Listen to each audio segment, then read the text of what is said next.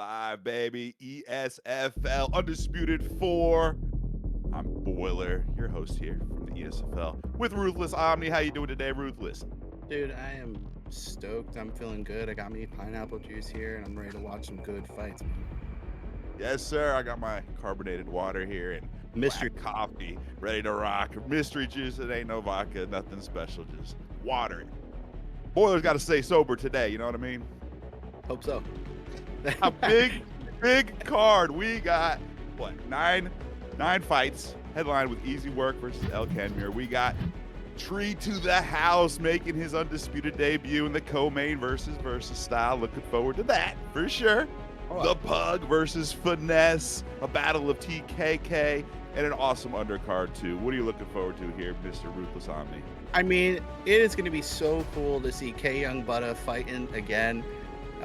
Shout out to K Young Buddha. Love that guy on YouTube. He skateboards. He showcases fights he goes to. He's a real chill dude. And more importantly, he's really good at striking. Seeing him inside of UFC, when him and I would fight, he would give me a real tough time inside of the hands. I mean, if the fight wasn't going to the ground, I probably wasn't winning. And I gotta say, he's going against somebody who just won, ZR or H, against Word Life, which, segueing here, is what we're about to see right now. We're about to see our opener of the night, which is Word Life versus Outhouse Man, and this is, the second time he's opening up this card, Word Life, and hopefully he's looking for a different result than he had the first time around. Awesome. I'm literally looking forward to this. Outhouse Man. Can't beat a name like that. That's an A+ for Boiler. He's new to the roster. Just to remind everybody, this is an exhibition. This is not competitive play. This is not seasonal. We ask everyone, put in a good effort and for sure have some fun with it.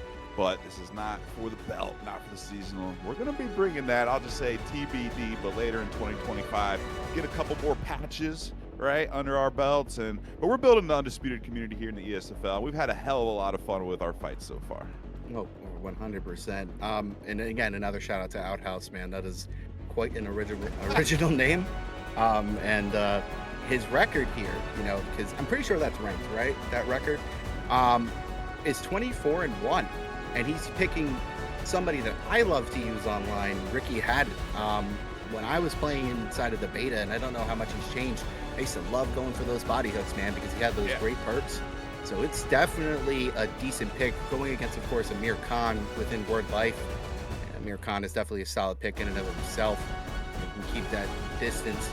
You can see how it goes. But both of them are going to be. This should be a very wild fight, I would say, if they make it that way. There's the lock. Word Life, big time veteran of ESFL. He's fought not only in Undisputed, not only UFC 5, but UFC 4. Heck, he might have even been in UFC 3 for all I remember. That's like half a decade ago. But Oh Word my God. Life's got so many fights in the ESFL. I'm looking forward to see if he can avenge his loss from last week. Oh man, I think he wants to, right? Even if this isn't a season, he's definitely somebody that is looking to be in the next fight cards in the next season of the ESFL's Undisputed card. And of course, if you're looking to get into the season, this is a great way to show up and show out. If you could do it here, it's a good chance that they're going to look at you and say, "Yeah, come into the actual season of the ESFL's Undisputed League." Totally. We're looking for fun fighters and skilled fighters, not just dudes that use the meta and have a boring but winning fight. I'm not Yeah. saying decisions are bad, but it's how you fight as much or more than if you win in these exhibitions as we get up to the seasonals. So I think you said that perfectly, Ruthless. What do you think here? What do you know about, I guess Word Life? What could he improve on from last week? What's kind of your take on that? I don't know much about Mr. Outhouse Man, but Word Life, what did he do wrong last week, and how can he improve?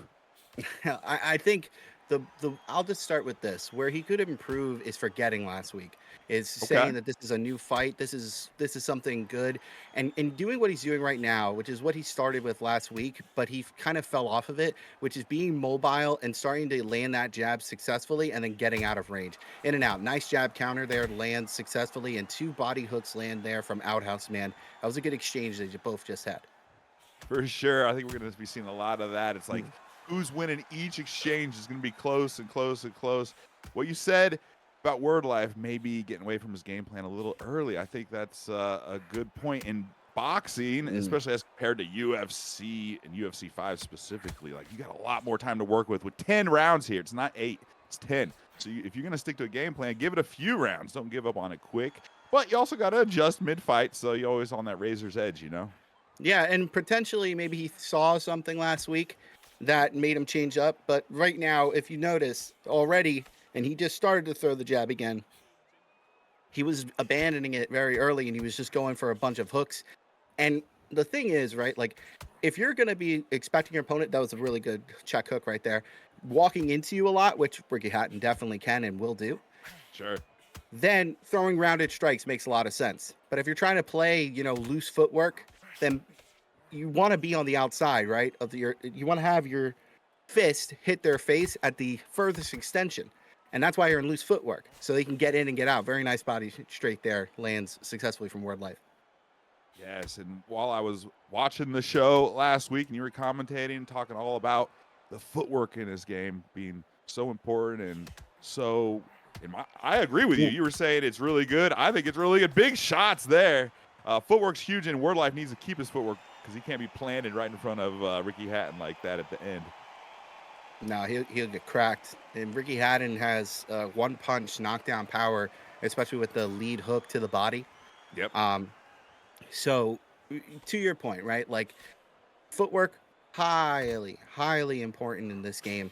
And again, if you're being in loose, if you're in the side of a loose stance, then you're always on the move for the most part because Right. unless they change this, you have a damage modifier for your opponent being in this stance if you get hit clean, right? So like you don't want to be standing in front of your opponent in a loose footwork because the whole point is to dance around your opponent and do just that. That was a really good Yes. 1-2 that landed flush and a very Nice. nice Beautiful combination uppercut. last. Very That's nice. exactly what Word Life needs like that. If he could just do that 5, 6, 7 more times, he's going to be in real good shape. Nice straight, too. Right. And I do like what he's doing here, which is like stop and go, stop and go. And he's trying to circle to own the center of the I want to say octagon, the ring. And very nice lead body uppercut lands flush again from Word Life. But his stamina is concerning. His stamina is very concerning. And I know it's very early. It's a second round. But that to me looks like he could have already burned potentially close to almost 80%, like 20% of his stamina, leaving him with 80. That was a Ooh. nasty combination there. Oh, he totally overextended himself, and just as you said, he missed a couple power shots, lowered his stamina, then got countered. So that's not. And look at that. Word Life stamina hits all the way to the bottom. Some body damage adding up. Word Life started this round so well, but what a great comeback here by Outhouse Man.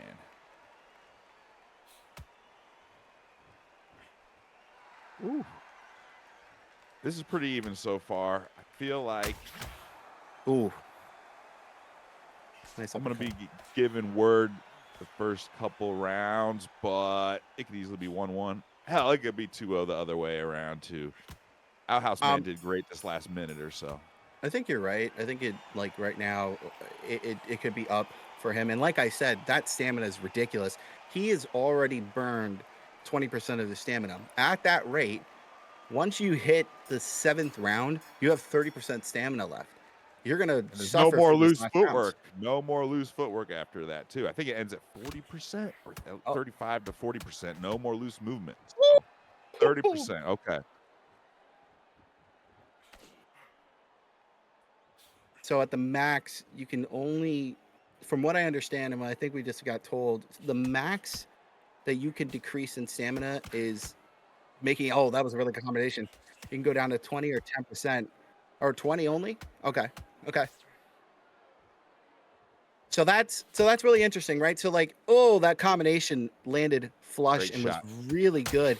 But again, oh, that was a nasty power hook, a nasty power overhand, and he went to the body with a power body hook. Did Ricky Hatton. Outhouse Man is starting to put a lot of pressure on Word Life, but again, I feel like he's in the wrong stance. Word Life is. He's inside of a loose stance, but he keeps planting his feet in front of his Right. opponent. This is like you want to keep yourself in a normal stance. That was really good. That was a really good combination he landed. I feel like Word Life, after he got on fire in that second round and started tuning up Outhouse Man, he got a little bit overconfident and started to want to slug it out. So he needs, like you said, stay on that back foot. Rip those 3-4 shot combos, but also make Hatton miss. He's got the less reach. He's a little slower, especially if you're in loose footwork. So Word Life, don't fall in love with the brawl. I know he wants to, but right there, that's a big miss and great counter by Outhouse Man. Yeah, it definitely was. And that was a really nice counter body jab. I'm surprised it didn't flash white for his opponent. And that might actually be a setting. Ooh. Man, Outhouse Man's targeting that body nicely. I'd like, at some point, hopefully we'll have spectator mode or equivalent where we can see Ricky Hatton's stats as well. I want to know how much body damage he's taking because Khan, he's starting to lose some, Word Life's starting to have some body damage. Only 1% recovery. Look, he's at 69% stamina. He just lost 11% in one round. And that's wild, man. And this right here, though, as you were saying, and at the end of round 2, you thought it was like back and forth, and you were right. But Ricky Hatton, Outhouse, it looks like in the first quarter of this bout is ahead. He's ahead by a round. So what does that mean to you? At this point, it may not matter. It's so unsustainable that he lost so much stamina. I know Hatton didn't lose that much. No way. So if Word Life, he needs to not repeat what he did in the third round there, or he's going to be just totally screwed by the 6th, 7th round. Yeah, and Chad, if you could let us know here real quick if what I said was true, if loose footwork does indeed cause your opponent, if he lands cleanly, to have a damage modifier, an increase. That was really good. So like high risk, high reward, loose footwork. And like it feels like that's the difference here. You see Outhouse Man, he doesn't have to really chase. Very nice combination. Body hook lands flush at the end, closing it out for Word Life. What I was saying before is it's like Outhouse Man doesn't have to chase because it's almost always, even within loose footwork. Very nice. That was an awesome overhand. Great shot, man. No, Outhouse Man does not have to chase, and that works great for him. He wants Word Life to come forward. Look what happened. Right, and Word Life kind of sped that up by being in loose footwork and walking forward. And you know what? You're playing as Tyson Fury, that makes sense. You have such long range and reach. The quicker that you can get and stand in your spot, the better, right? It makes sense to me to do that. Very nice. Very nice. That's the third body power shot that landed flush there from Word Life, and another one lands flush. And now Word Life is not in loose footwork mode. And upstairs. That was like a 4 or 5 shot combo. It was beautiful by Word Life. It really was. And that right there was a 3 shot. Yeah, he extended himself. That one too many punches there by Word. Like, for real. And it looks like, though, he did recover.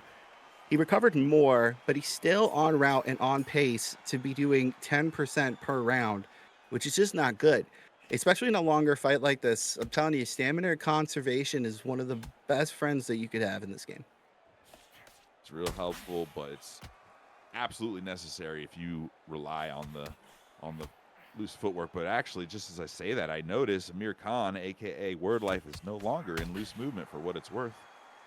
Yeah, and so he got rocked out of it, and he just hasn't put himself back in it. Maybe he's realizing, okay, I'm not doing the damage that I need to do. So I need to, if I want to come forward and box, then I need to be in a normal stance. Look at his hands are up. Very nice. They both landed. That was awesome. Flush with power shots there.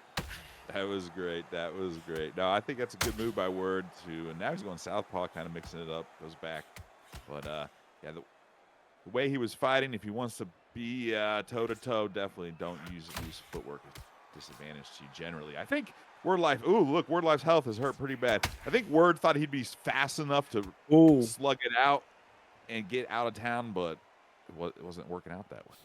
So, and Muhammad Ali probably is still extremely good in this game, I would imagine. But when I was playing the beta in Muhammad Ali, with his hooks of doom, right, I would keep myself in like a loose footwork stance, and I would cut around my opponent. And as I was cutting around, I would land a lead hook to my opponent, right? And that was before the whole meta of I'm just going to throw one punch was out. And that was very early in the game. That was the worst, right? It was so dark days. Yeah. But that right there is a good example of I'm using loose footwork and I'm engaging and I'm going around my opponent as they're standing still. But that's the key here. What we're seeing here is that you really Outhouse is only going to set his feet inside of a range when he realizes that his opponent. Oh, that was a really nice combination. But as you can see, he burned a lot of stamina doing so, and a very nice lead power hook lance flush there from Word Life. He was able to recover a little bit, but that trend is just his stamina usage is so high at this point. We're about to start seeing him slow down significantly in the next few rounds. Yes, especially if Outhouse Man can land some more of those power lefts to the body or three pieces to the body. Both gentlemen are doing great working the body though. So I bet Hatton has relatively low stamina, but I really doubt it's as low as Word Life's right now. And that is a good point. Word Life was able to consecutively land in like 2 of the last 3 rounds a power body uppercut lead body uppercut, Yep. and he would do it like 3 or 4 times in a row, and that was one of his combinations. And right there, I love that he throws Nice. 2 of them right again. He's listening, right, and that's good. And it also looks like he just cut Ricky Hatton. Am I bugging? I think he did, He's swollen up, maybe a little cut on that right eye. Is that what you're seeing? and that's what I'm seeing there. Yeah, it looks like it. Definitely looks like he's got a little cut there. Oh, he definitely Ooh, does, and that was a nasty beautiful. combination. And Word Life is Woo! starting to Gary's feel getting himself out of now. town. He needed to be doing that earlier, but better late than never. Look at that. Ooh, Tripled he up the takes a jab or the knee. hook. Took it. He took a Hey. knee there. Oh, no knee. That was a ghost punch. So it looked like he took a knee, but he actually went down from those body shots. Maybe even on the way down, took one of those lefts to the chin. That was great work by Word Life. Hey, if he's able to get that kind of damage off, he won't have to worry about stamina being low, and that had to hurt Outhouse Man stamina big time too. So, landed damage is how you can really win these fights straight up. Well, 100%. I mean, it doesn't matter what your stamina is like if you're knocking down your opponent and you're able to consecutively land good combinations like that. That was a jab, a rear hook, and a body hook to close it out, and then he immediately gets out of pocket. Word Life's starting to have a lot of success with his lead hand here as soon as Ricky Hatton starts to close the distance. And now what we're starting to see is a little bit more pressure from Outhouse Man. Oh, that was a pretty good closing out combination for both those guys, ending the round, swinging. And that stamina is now Oh about to man. fall under the 40%. But, he's got a good round. And that right there is the story so far. As you were saying, it looked like Word Life was really starting to land to the bodies consecutively, and he's won every round for the last 3 rounds, plus that knockdown. This is significant to the fight, especially because there's only 4 more rounds to go. He's changing the way he's fighting, but he's also gotten rid of that loose movement. I think both of those have contributed to Word Life's success. And let's see if Outhouse Man can set some traps instead of just plodding forward and getting caught up himself. Let's see if this is where experience comes in. Word Life's been in some crazy fights. Not sure about Outhouse Man over his eSports career. So these late rounds, that's where experience comes in. Well, if he is able, if like when you get hurt to the body like that, you know that your stamina could be a little lower. But here's the difference, though. We are guessing that his stamina could be lower, but we know Word Life stamina Right. is lower, and he's visually showing now. He's got his hands Yep. low, breathing heavy, walking like he's got to go to the bathroom. Really, he's not looking good out there. But he's got to do this for the rest of this round and 3 more rounds. Very nice body uppercut lands there at the end of that exchange. And he continues to go to the body, and we're likely going to continue to see that happen from Word Life going forward. Yes. This is going to be interesting. He's obviously flat-footed now. He's in that tired state. You can still do some damage this way. Got to think Outhouse Man in the next round or something. He needs a knockdown, though, because he's going to be flat-footed if he's not already practically. So he's got that advantage now. And he Very needs to take nice. advantage of it. Literally, there it goes. Ooh. And that's the second time he rocked him with that rear overhand up top. And that's the thing. If he can land that again, he's gonna rock him. If he can get a nice combination set up and do that, but he's really got to make sure he's protecting that eye. It's definitely swollen. It's definitely cut. And that's a huge target. But now we can confirm that Outhouse Man stamina is as low as Word Life's, at least close.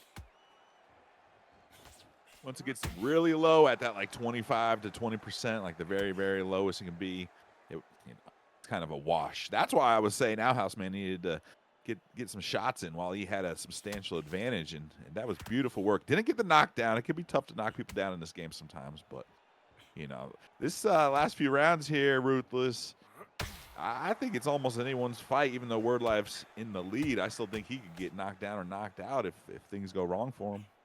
Oh, absolutely. Without question, I've seen and I've performed, at least within the beta, very similar feats of heroics toward the end of a fight, even with very low stamina. And I'll tell you what, those power shots, if he misses and gets countered, just right timing, then Outhouse Man can really do some damage there. He just needs to find his placement. And one of the things I was saying last card is you don't always have to swing, right? And what we're seeing right now is this little dance. They separate, they come forward. Someone strikes, the other one strikes back, and then they go forward and they separate, and then they do it again and again. And that time that he actually pushed forward to try to change the pace a little. But here we go again. Now they collide and they're striking again. You see, this is like their pace. You understand the rhythm. If you can understand that rhythm and you can control the space between you and your opponent and change it up, make them think that you're about to be there so that they punch when they're trying to meet you and they miss, you can counter. And those are the kind of things that both of these guys are capable of doing. I just haven't really seen it too much. Not as much countering and setting traps. I definitely admit that. One thing I really like in this game, and both these guys have been showing it, is the power modifier. So, a power shot, the risk and reward is decent nowadays. It used to be broke. We were just talking about that, but we'll ignore the dark ages of it. But the ability to sell out on a big power shot, big risk, big reward, changes the equation a lot in this game, and both guys have landed and missed big power shots so far today, and it's had big consequences. Yeah, very nice body job there. Lands an overhand, knocks him down, and he's taunting, Look at this guy right here, Boiler. That was a huge shot, man. I'm not going to steal my boy Kingsley's call, but Timber! But he's back up, man. He's up. That was an awesome shot, though, for real. Is he going to still be rocked? He is still rocked. Is.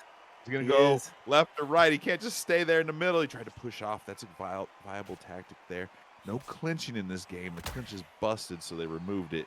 Better than having a busted clinch. But once they improve and add clinch back to this, that'll be vital. I do know if you throw, if you push and you get caught, you can get knocked out clean. But good recovery by Word Life. Minute and a half left. Ruthless, he's down 10-8 this round. He might have lost the round before. Hard to know. But you got to think the winner of the next round is going to win it all, is how I'm looking at it. If we get to that round, that obviously Outhouse Man looking for the finish this round even. Well, and that's the thing.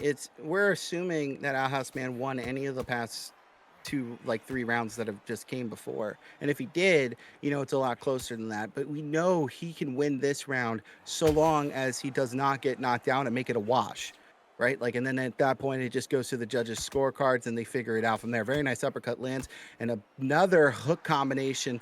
That is what Word Life has loved this entire night. Up top to the body and then up top again, but he's so out of stamina, he just can't do it. And again, he tries to go for that combination. Lead hook, body uppercut, lead hook, or lead hook, body hook, lead hook up top. And that's his bread and butter. And it's been something really good. And he almost got cracked there by the shot that knocked him down earlier. Ooh, it came again right at the end of the round. Nice. Yep. Word Life's right at that 20% lower boundary, and he recovered 4%. Virtual judges got it in Word Life's favor, and even a 10-8 in favor of Outhouse Man might make it a draw. I don't know. You got to think, though, if you're Outhouse Man, you probably need to finish at least a knockdown this round. Yeah, well, the thing is that if he can knock him down twice, I don't even think that's enough. You're 3 points behind, right? And then at that point, you're just going to add up those 3 points, and then I think he still may lose. He really does need a finish here if we're to trust CompuBox. It's true. It's hard to know. Judges are very tough to know. So, but if we trusted CompuBox, you're right, though. You're right. 10-7 probably wouldn't be enough. That would be the draw, I guess. So, Yeah, he needs to put a lot of work in. Another body uppercut lands flush, but they are both just gassed. Their character models are looking full right now after Thanksgiving. They're sluggish, they're slow, and you know, full of mashed potatoes. They really need to do something here big if they want to pull it away. And World Life just needs to survive, right? Don't make any too crazy of a risk, and just try to land successfully, get some shots in, get away. You know what I mean? Don't do something crazy. You already did really well this fight. Big body Mm, shot. Another one. Nice job there. Word Life Taunton back. Oh my gosh. No respect. No respect. no Ruthless. respect at all. But I mean, at that point, right? It's all fair game, and he just knocked him down. And on a 7 count, Outhouse Man is able to get up. He's trying to leave a flawless victory off the table right now from Word Life, you know, and it has definitely not been flawless, and he just made it a wash. Now, really, it's up to Word Life. Is he Oh, gonna get wow. up? I mean, you would Don't, imagine he will. don't look away from the screen for even a millisecond because it's just out of nowhere, seemingly. I love it. I love this is why we go 10 rounds, not 8 rounds. I'm telling you, it makes a big difference. Winner, majority decision. Majority decision there, Ruthless. It was That's wild. closer than we thought. That's crazy. And I'm really excited to see what judge That was thought. awesome. That is definitely awesome. That was a really good start to this card, man. Hell yeah, dude. I honestly, as the matchmaker myself for ESFL Undisputed, I knew that these guys would perform in the first fight. Just because you're the first fight does not mean you're the lowest fight on the card. Actually, it means you're one of the most exciting, or at least I'm hoping you are, because we want to start with a bang. That was awesome. Technical, but a lot of fireworks. Not a finish, but damn near. Super great work by both Outhouse Man and Word Life. I got a feeling we're going to be seeing both of them in the future here. ESFL Undisputed. So shout out to both of them for a great way to start this card, Ruthless. Oh, absolutely. And Word Life, you know, like I said before, he did well to not mess. Like he did well to right the wrongs of last week. He did Right. really well to right the wrongs of last week. And I am stoked and absolutely super excited to see him fight again next week. And who knows, maybe he starts the card one more time, right? Can he open us up can he open us up? Can he open up the Right? ESFL on these fight cards? Hey, man, he fits that perfect role. That's an important thing to, as a matchmaker, as an owner of the league, we need someone to start off the fight, win or lose, just with awesome excitement and skill, and that's what we got. So, Word Life, we always got that in the back pocket. You know what I mean? Yeah, that's hilarious. Great fight, guys. Absolutely great fight. All right, we're moving on to fight 3. We may circle back to fight 2. May not. We'll see if they can get it together. But we got P. Miller, 79, versus TKK, the Knockout Kings. TKK, Kwanzar, Ruthless. What can you tell me about these gentlemen? For sure. I mean, last week you had double champ wars, which is P. Miller 79, just so you guys can make the connection. His opponent pulled out, so he wasn't able to fight, but now, you know, he's really eager to get into the ESFL, and this is his way of doing so. This is his way of actually going in and getting a fight. I'm pretty sure he may have fought before, but nonetheless, Kwanzar, the Caesar, though. It's Caesar, I'm pretty sure. Caesar, not Czar. Okay. Yeah, I don't know. I don't know. You know Czar, what? Blue Chat, let Czar. us know. Kwanzar. Stars of Russia. Anyway, but this guy won last week, regardless of whether his name is Caesar or Quan. He hit the Quan and he won, and he did it by beating Optimus Jojo. And honestly, man, like he hounded you for quite a while to make sure they can get on these cards, and he did extremely well. And now we get to see him pick Connor Ben, which is quite an interesting pick. And nope, never mind. He made me a liar. That's awesome. That's thanks. He hit the Quan on me. He just switched it up all Went with completely. Exhibit, Pimp Your Ride, Sean Porter. Let's do it. Kwanzaa. I'm calling him Kwanzar. CZAR. He's the Czars of Russia. This is going to be a fun fight, though. But you're right. Quan had been hitting me up since like October when we first opened up the signups, and even before that, actually. Ah, nice. They got commentary on. We have competition here. Boo! Boo! Smash only this guy commentators. Quan. We're giving you demerit. Demerit. It's all right. It's all right. We're still going to have a good fight here. But remember the proper stream settings, ladies and gentlemen. Ladies and gentlemen. So, obviously, Kwan's on the left. We got P. Miller on the right. Double champ. P. Miller's actually been in the game longer than me. He says he's like 44. I think he said 44, 45 years old. He's been playing since Sega, Nintendo type days. He had a fight last week. Unfortunately, his opponent pulled out, but we're able to get him some of this. So for the old heads like me, let's do it. P. Miller, 79. I'm rooting for him. What can I say? He must have been born in 1979. It makes sense. That is, if you're born in 1979 and you're playing and you're in the ESFL, that's pretty cool. I mean, anyone can game, right? Yeah. Anyone can game. I did get some news from the back. It was actually the guy I was just talking up. My my elder, P. Miller, has this stream with the bad sound, so we'll be sure to help him in the future. But it's all right. Well, that makes sense. There you go. He was born in 79, man. Don't know that technology like that. I don't. One thing at a time. Chew gum and walk is a really hard thing to do. Chewing gum and walking really hard, man. Hey, especially try to pat your head at the same time. Especially when you're in commentary, I can't even like do more than one thing at a time. It's tough under the gun. So when you're actually fighting ESFL, I can see that tunnel vision, especially your first fight. Here we go, buddy. What do you know about Sean Porter? Like, what would his key to victory versus Ricky Hatton be? We get to see again, which is pretty cool, actually. Yeah, I mean, honestly, and this is something I'm gonna lean over to the chat for. I do not remember the stats and the perks of Sean Porter, if he even had any perks at this point. But I do remember I think he was like a lower. Yep, he's a big time inside fighter, and I think he's got a big hook. I forgot if it's left or right. He's definitely one of those short, solid power inside fighters, but I don't remember exactly like which punches are the best. I will admit that too. But he's a slugger. He doesn't have that reach advantage and speed advantage like Amir Khan had against Hatton in our last fight, though. So this might be interesting to see if our boy Hatton here uses a little bit more speed and length instead of just standing in front. Yeah, that would be something that he could and probably should do. One of the things that we noticed a lot of when we saw the last fight with Ricky Hatton is a lot of shots that went over to the body. And what I would think you would want to see here from P. Miller would be a mix-up front to the body and the head like he just did there. Very nice straight and followed up by a body shot. And again, a jab and a body shot lands flush. He's able to find the openings here on Sean Porter, and he's able to land effectively, and that's good. Very nice lead hook there, Lance. Yeah, he's patient. He's not just button mashing. Every punch is with a purpose. That's how I like to fight. So loving that aspect. And now that they've improved stamina in this game, it pays to be patient and pick your opponent apart, especially early in the rounds. And if you watch real boxing, a lot of great boxers don't even really throw many punches in the first round or two. Nice counter right there, though. Yeah, especially if it's an actual 10-round fight, they're looking to fill out the opponent and try to get reads on what are they throwing. If I throw it straight, what do they do?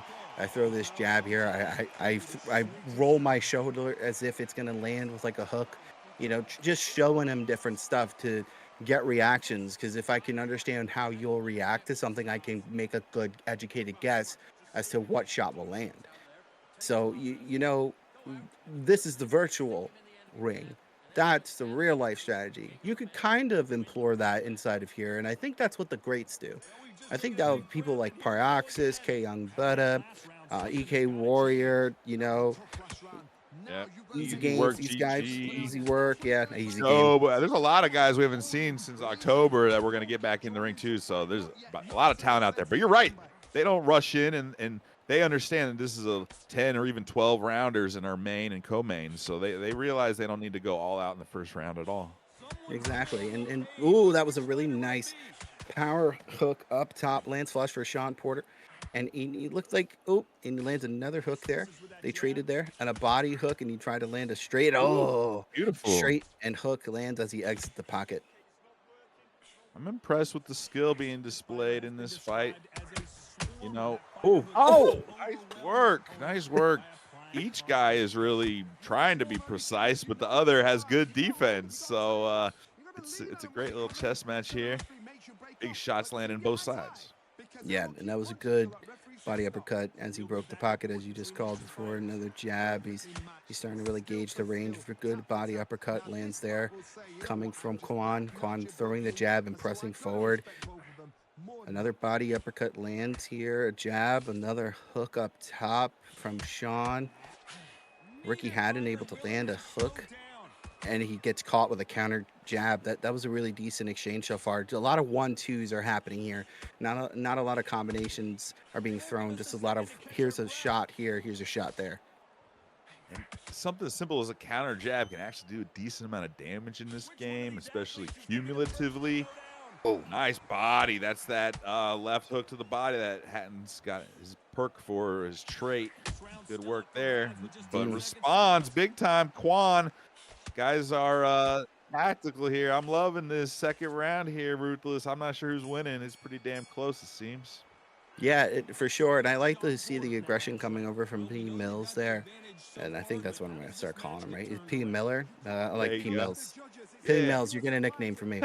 From P Mills, he goes and he started to continue to push the action. And this is the bigger difference, right? Take a look at the stamina in comparison to what we saw in the first fight from Ricky Haddon. And granted, the side True. that we saw was Amir Khan, who a very nice power job lands. And he lands the same combination that he did before in the other round, which was a body uppercut, a rear uppercut to a lead hook up top, and that landed flush. And another power jab lands, and he gets caught himself by a 1-2 now. Oh, very nice body hook, and then another hook up top here. They're doing good to nice jab. They're doing very well to time out openings. Yes.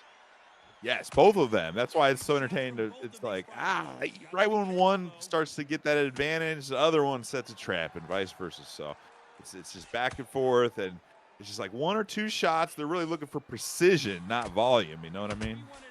I do. I do. All right, halfway through the third round. We got the little lag bar on the top, but I haven't seen anything too bad. No commentator curse, knock on wood over here, but seems like they're having a good time in there right now. Able to make reads and make those finesse moves that you really need a good ping for. Nice. Another body hook. Oh my gosh. You know what? And what we're starting to see here from P Mills is a very nice power straight. He's starting to land his own body uppercut and lead hook up top from both lead side. And it seems like one of his favorite combos is that. And he's landed it about 7 times as far as I can count. And then I can only count to 7. So if he goes any further, I don't know what. I don't know what I'm gonna do. Very nice A lot. double uppercut there lands from Sean Porter, and a lead hook lands up top there. Good stuff. Ooh. Ooh.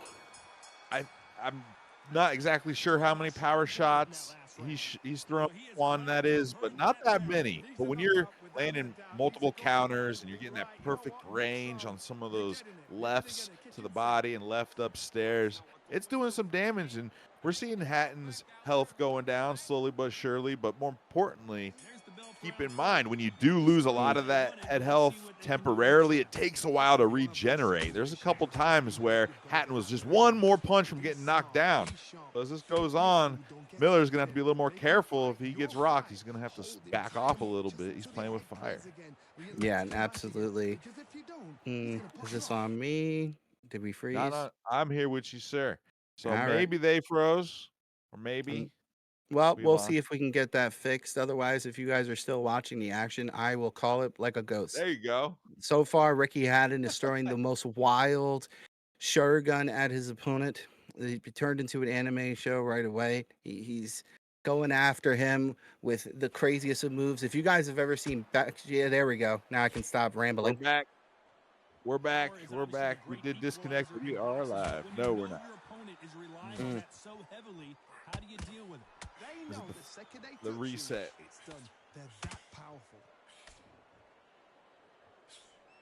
Okay, back to the crazy action. We just went from different dimension back to this fight. It was quite a crazy We're time back. warp that just went there. We certainly enjoyed it. Yep, yep. I'm gonna tell everyone refresh, but we are. Now I can see it in my stream here, and it's coming in nice and clean, so it's all good. These things happen on Yeah, a Sunday. A lot of bandwidth being used, of especially course. streaming. Woo! Uh, oh wow. Hey, these things happen in MMA and in boxing, apparently.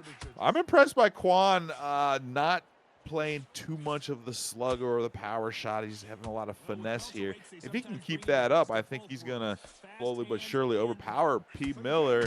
But that's not saying P. Miller is that far behind right now, but I do feel the momentum going Quan's way. Yeah, and he's doing a really good job. You see right there, he met Miller first with the jab. They both had the same idea, but he threw the jab right before his opponent, and it stuck. You see, now that's the thing. If you could start trading shots because you're throwing the shot that will land first on your opponent as they're about to strike, like that. Look at that. That Yep. straight landed right as he walked and stepped right into range, and he threw his own hook. That was a really good hook, though, that lands up top there from P. Mills. And you know what? I'm really proud of both these guys. They just traveled to another dimension and came right back, and they don't have any dimension travel sickness. You know, they Nope. portaled well. They did. Yep.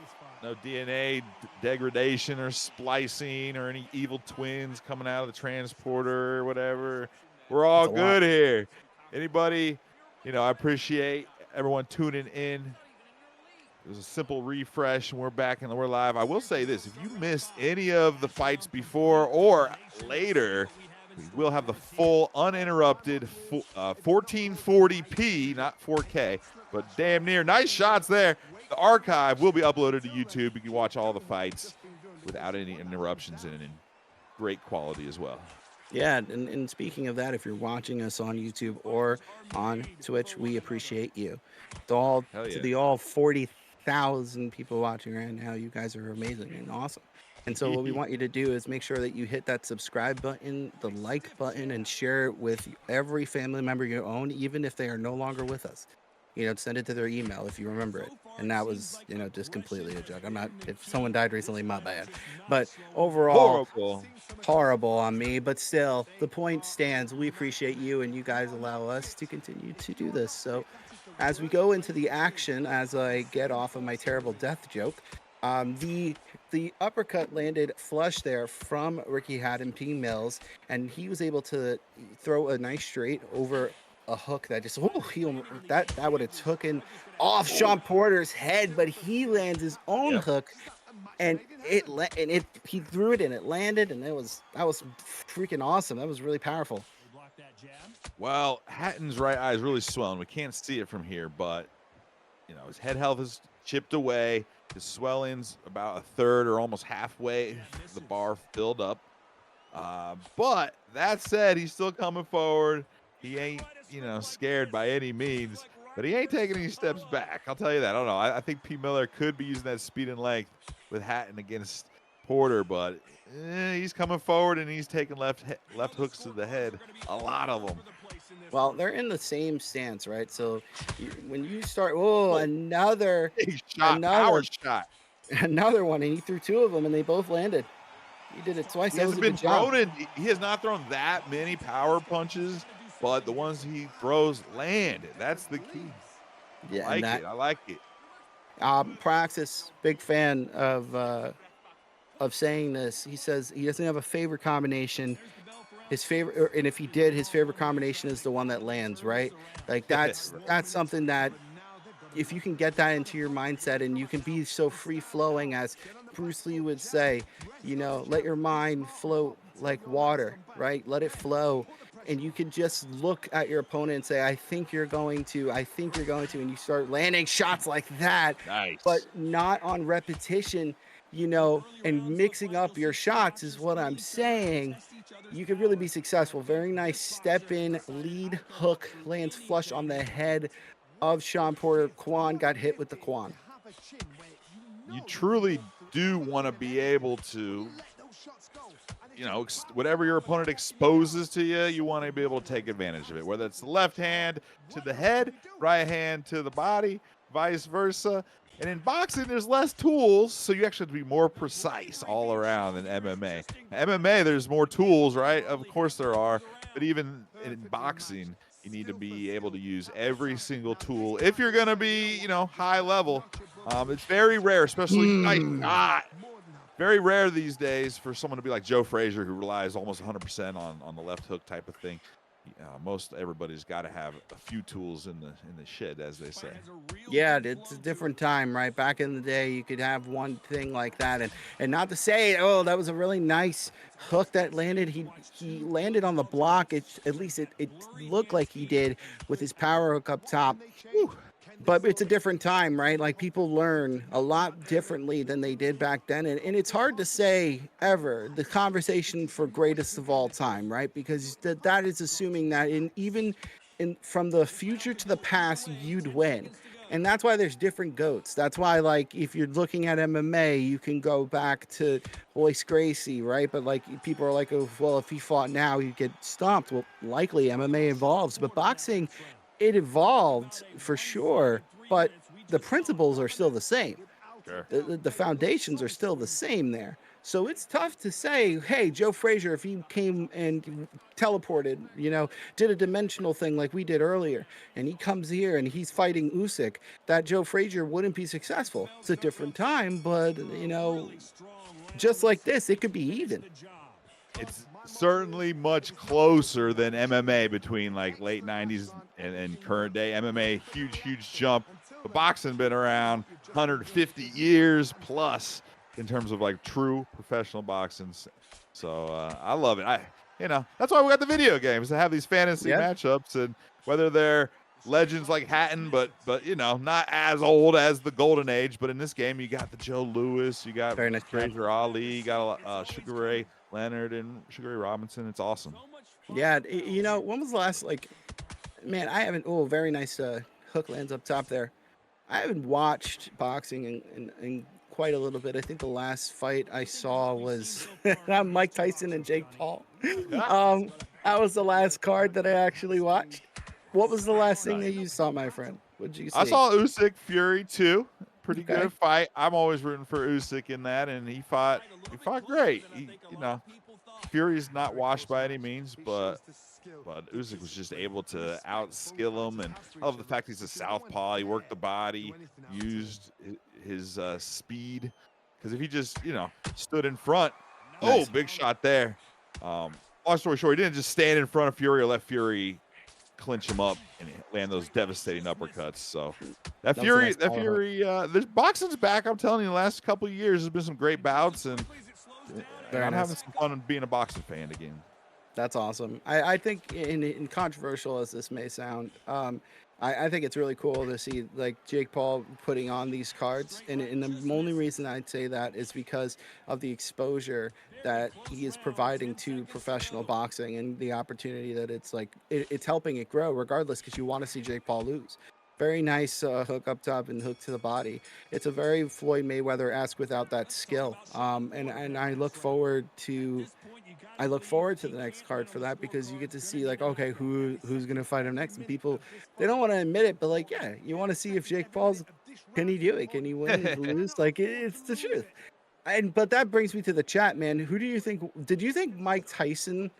Did he throw? Did he throw the fight? I don't know. I think he's just a little older, man. I think that's just what it was.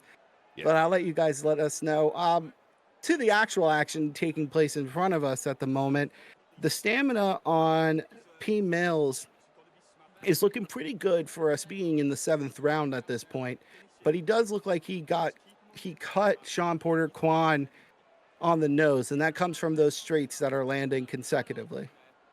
Yeah, they are. And it's not like Hatton's taking that much damage. He has some swelling. His head health and health are a little low. But just generally speaking, Kwan's been landing bigger strikes, more consistent strikes. Even if most of them are not power punches, and it's not, he hasn't had any knockdowns yet. Still, like that one right there, those all add up. Look how red Hatton's face is. So I'm giving this to Kwan so far. Yeah, I mean, it's so even if you believe in CompuBox. It's actually the round 8, my mistake. If you believe in CompuBox, and it's been very back and forth, and that's kind of how it's felt, right? Like, we've had pretty good conversations on the side, but a lot of this feels like, as I was saying before, it's like a dance. They're going back and forth. I hit you, you hit me. I hit you, you hit me. Very nice power uppercut. He hit him hard. And the thing is that it's a rhythm, and it's noticed. It's noticeable, right? And as I've called out before, your favorite streamer, ask him, how do you handle changing up the beat and the rhythm of a fight? Very nice lead hook up top to the body, following landed there from Quan prior, and now another straight lands, and that cut the bridge of the nose for Quan, and another body uppercut lands. But that's the thing. The point of it is footwork and rhythm. That is the flow of a fight. And right now it just seems like it's very back and forth. Oh, that Yes, was a man. nasty power hook.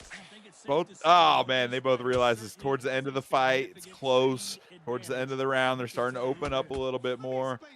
No reason to leave any gas in the tank, but also you got to be careful because one big shot might turn some aggression into a 10-8 round against you. Big shot too. Body. Look, Hatton's body health was halfway down just off that shot.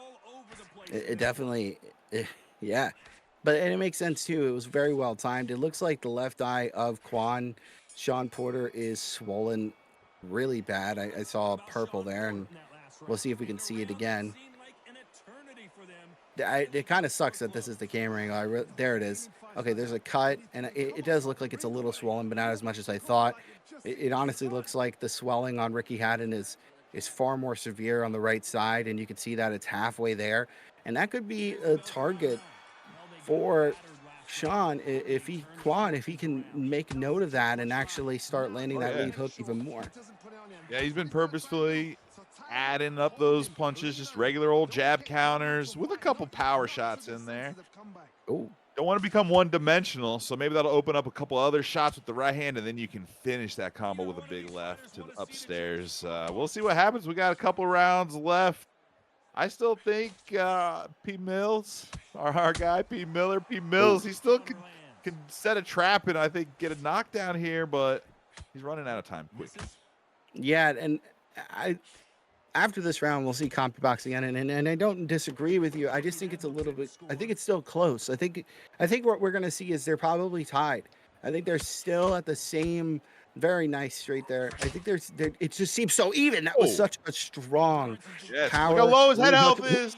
Big body shot. I love it. And the stamina is finally now hitting the end mark, and that is what you want to see within a 10-round fight. I'd much even at round 8. You do not want to see this so early, like round 6. Round 9 makes sense, right? You could still possibly even recover and go in there with enough stamina to go on a loose footwork.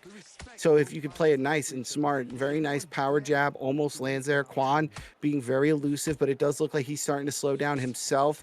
Very well timed, and that speaks volumes to how close this fight really is. It really is. It's absolutely not a blowout by any means, and either guy can win. Quan does have that momentum, but hey, man, I'm horrible at judging, let alone when I'm doing commentary. Huge shout out, by the way. Total Conflict Esports with the raid. Thanks for coming through, guys. We love TC over here in ESFL. Appreciate it, guys.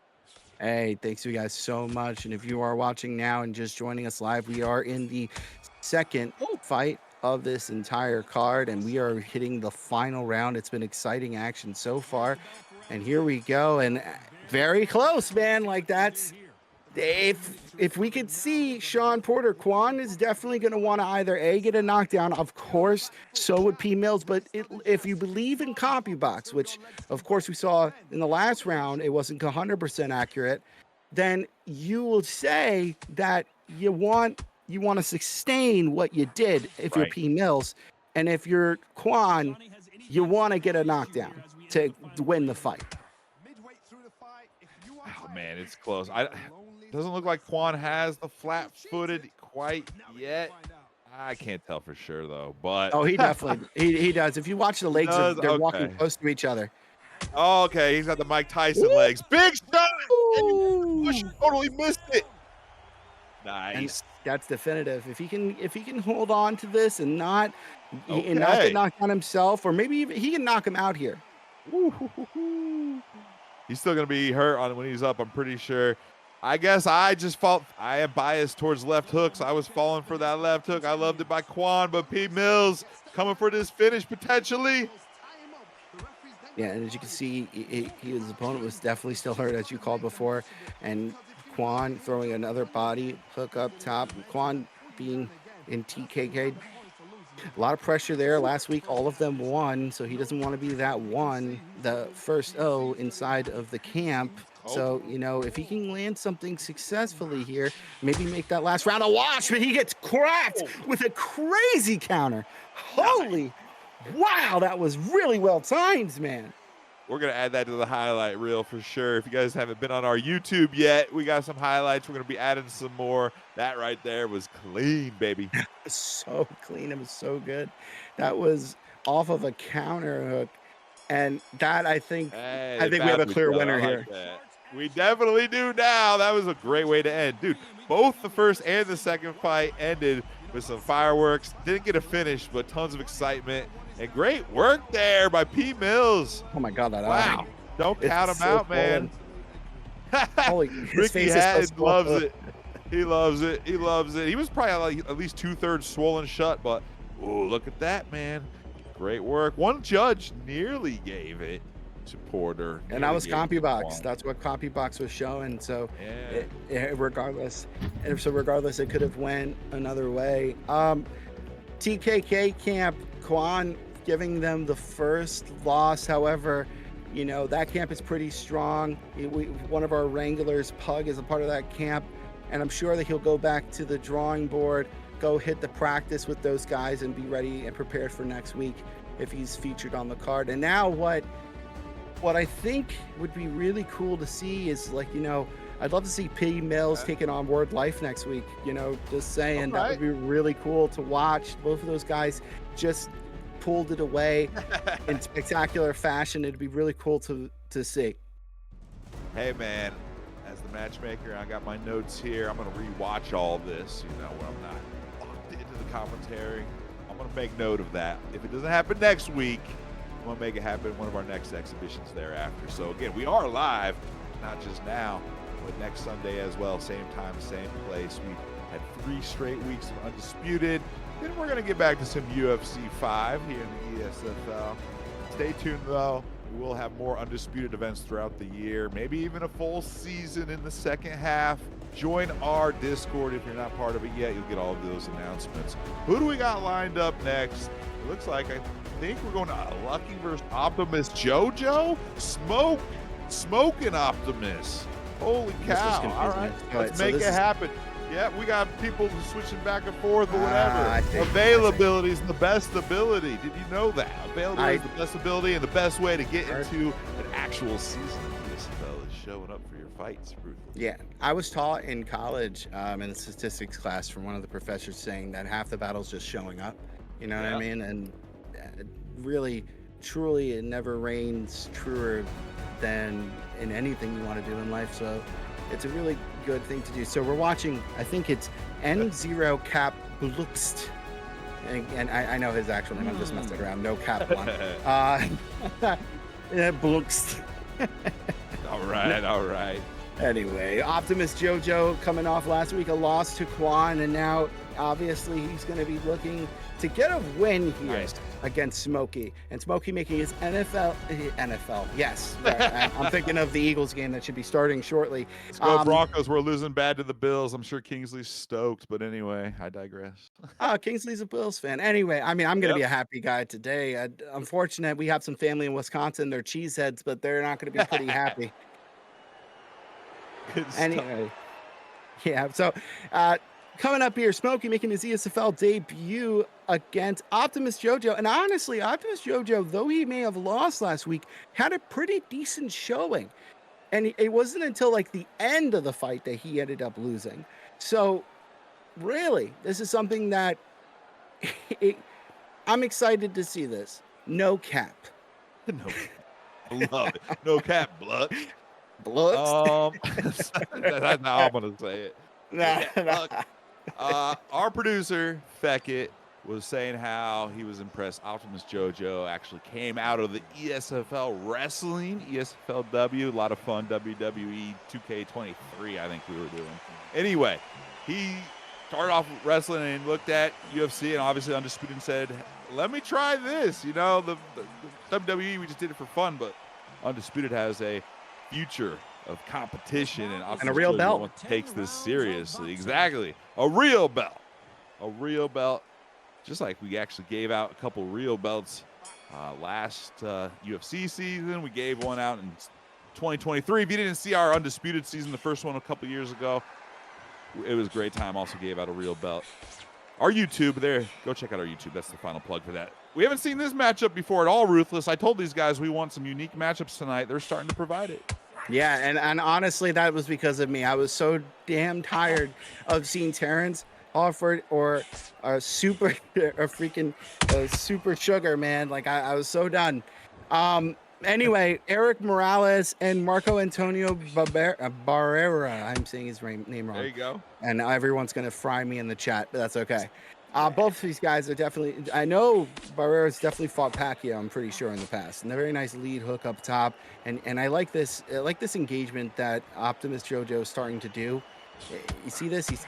He's measuring with his steps, and I like it. And he's not circling. He's just going in and out and forcing no cap blunt Smokey to back up, and Smokey inside of a loose footwork stance and gets caught with a body hook in the upper. And a hook up top. There you go. What I like to see from Optimus is that he was backing up, getting his opponent to chase him, and then he planted his feet and ripped a combo and got out of there. That's the type of unpredictability that's real helpful. Oh, good shots there by No Cap, though, a.k.a. Smokey. Yeah, that was a really good step-in combination there. Both of those counter shots were body jab and a body uppercut. Excellent, well timed, and a very nice body hook. Oh, but return to sender from Optimus JoJo. I'm telling you, with the right guys facing each other, fighting the right way, this game looks pretty good. It's a lot of fun. I'm looking forward to a few more patches to really fine-tune it, but another real skillful fight we're seeing here. Yeah, I'm really looking forward to the clinch returning and then modifying that to make it an actual useful tool. It's annoying. It's annoying to see in an actual boxing match, but that's the point. You want realism. And if somebody is getting beat up, man, guess what? I'm giving you a really nice hug like it's Christmas morning and Santa just came. Like, I don't want to get knocked out, man. Like, very nice jab, uppercut, then another jab lands there from Optimus JoJo as I sing Christmas songs.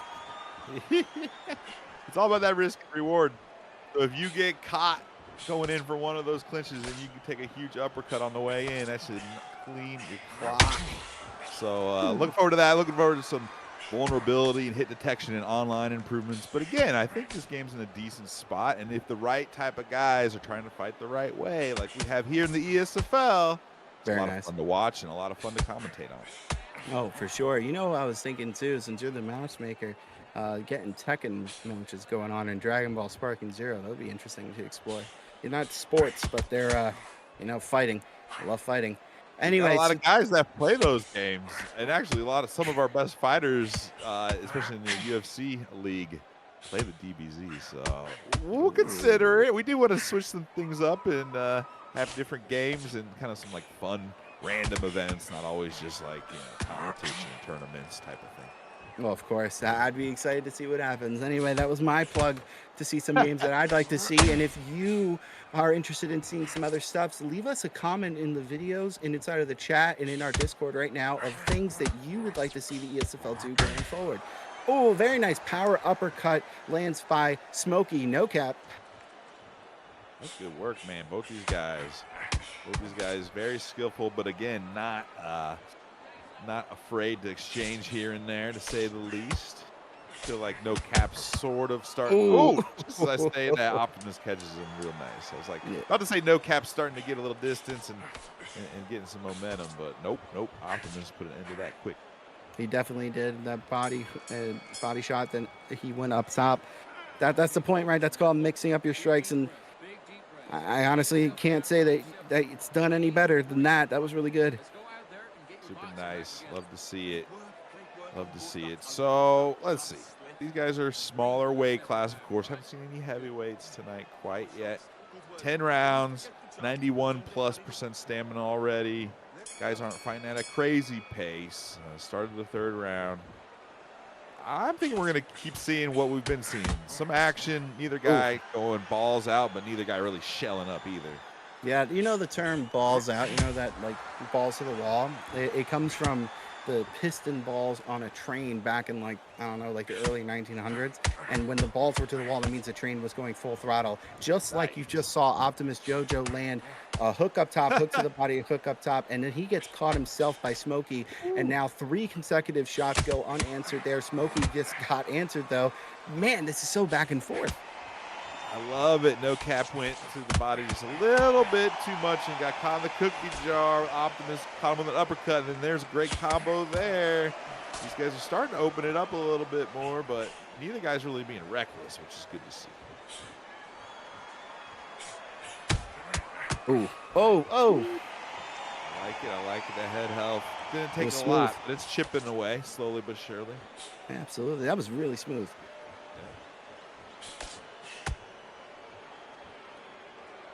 Minute left, third round. I love this matchup. Yeah, for real. I've never seen this matchup. I've seen each guy. It's a Mexican matchup. Not together like this. Good style matchup. Obviously, no cap. With Eric Morales is just a little bit taller. Nice work there. The Barrera's a beast. Mexican pride on the line here.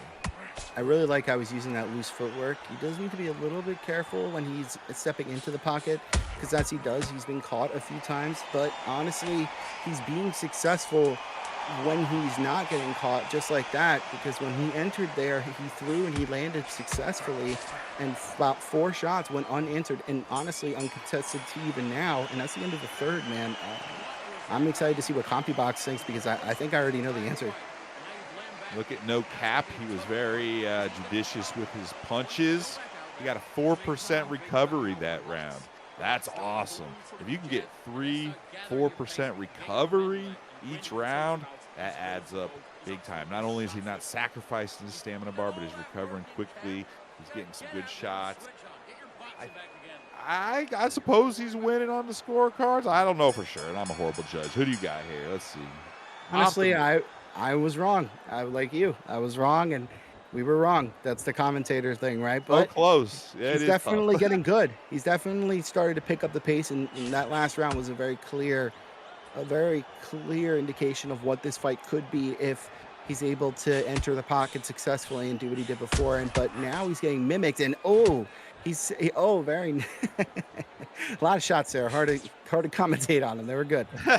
Oh yeah, especially they're fast action, faster than you can speak.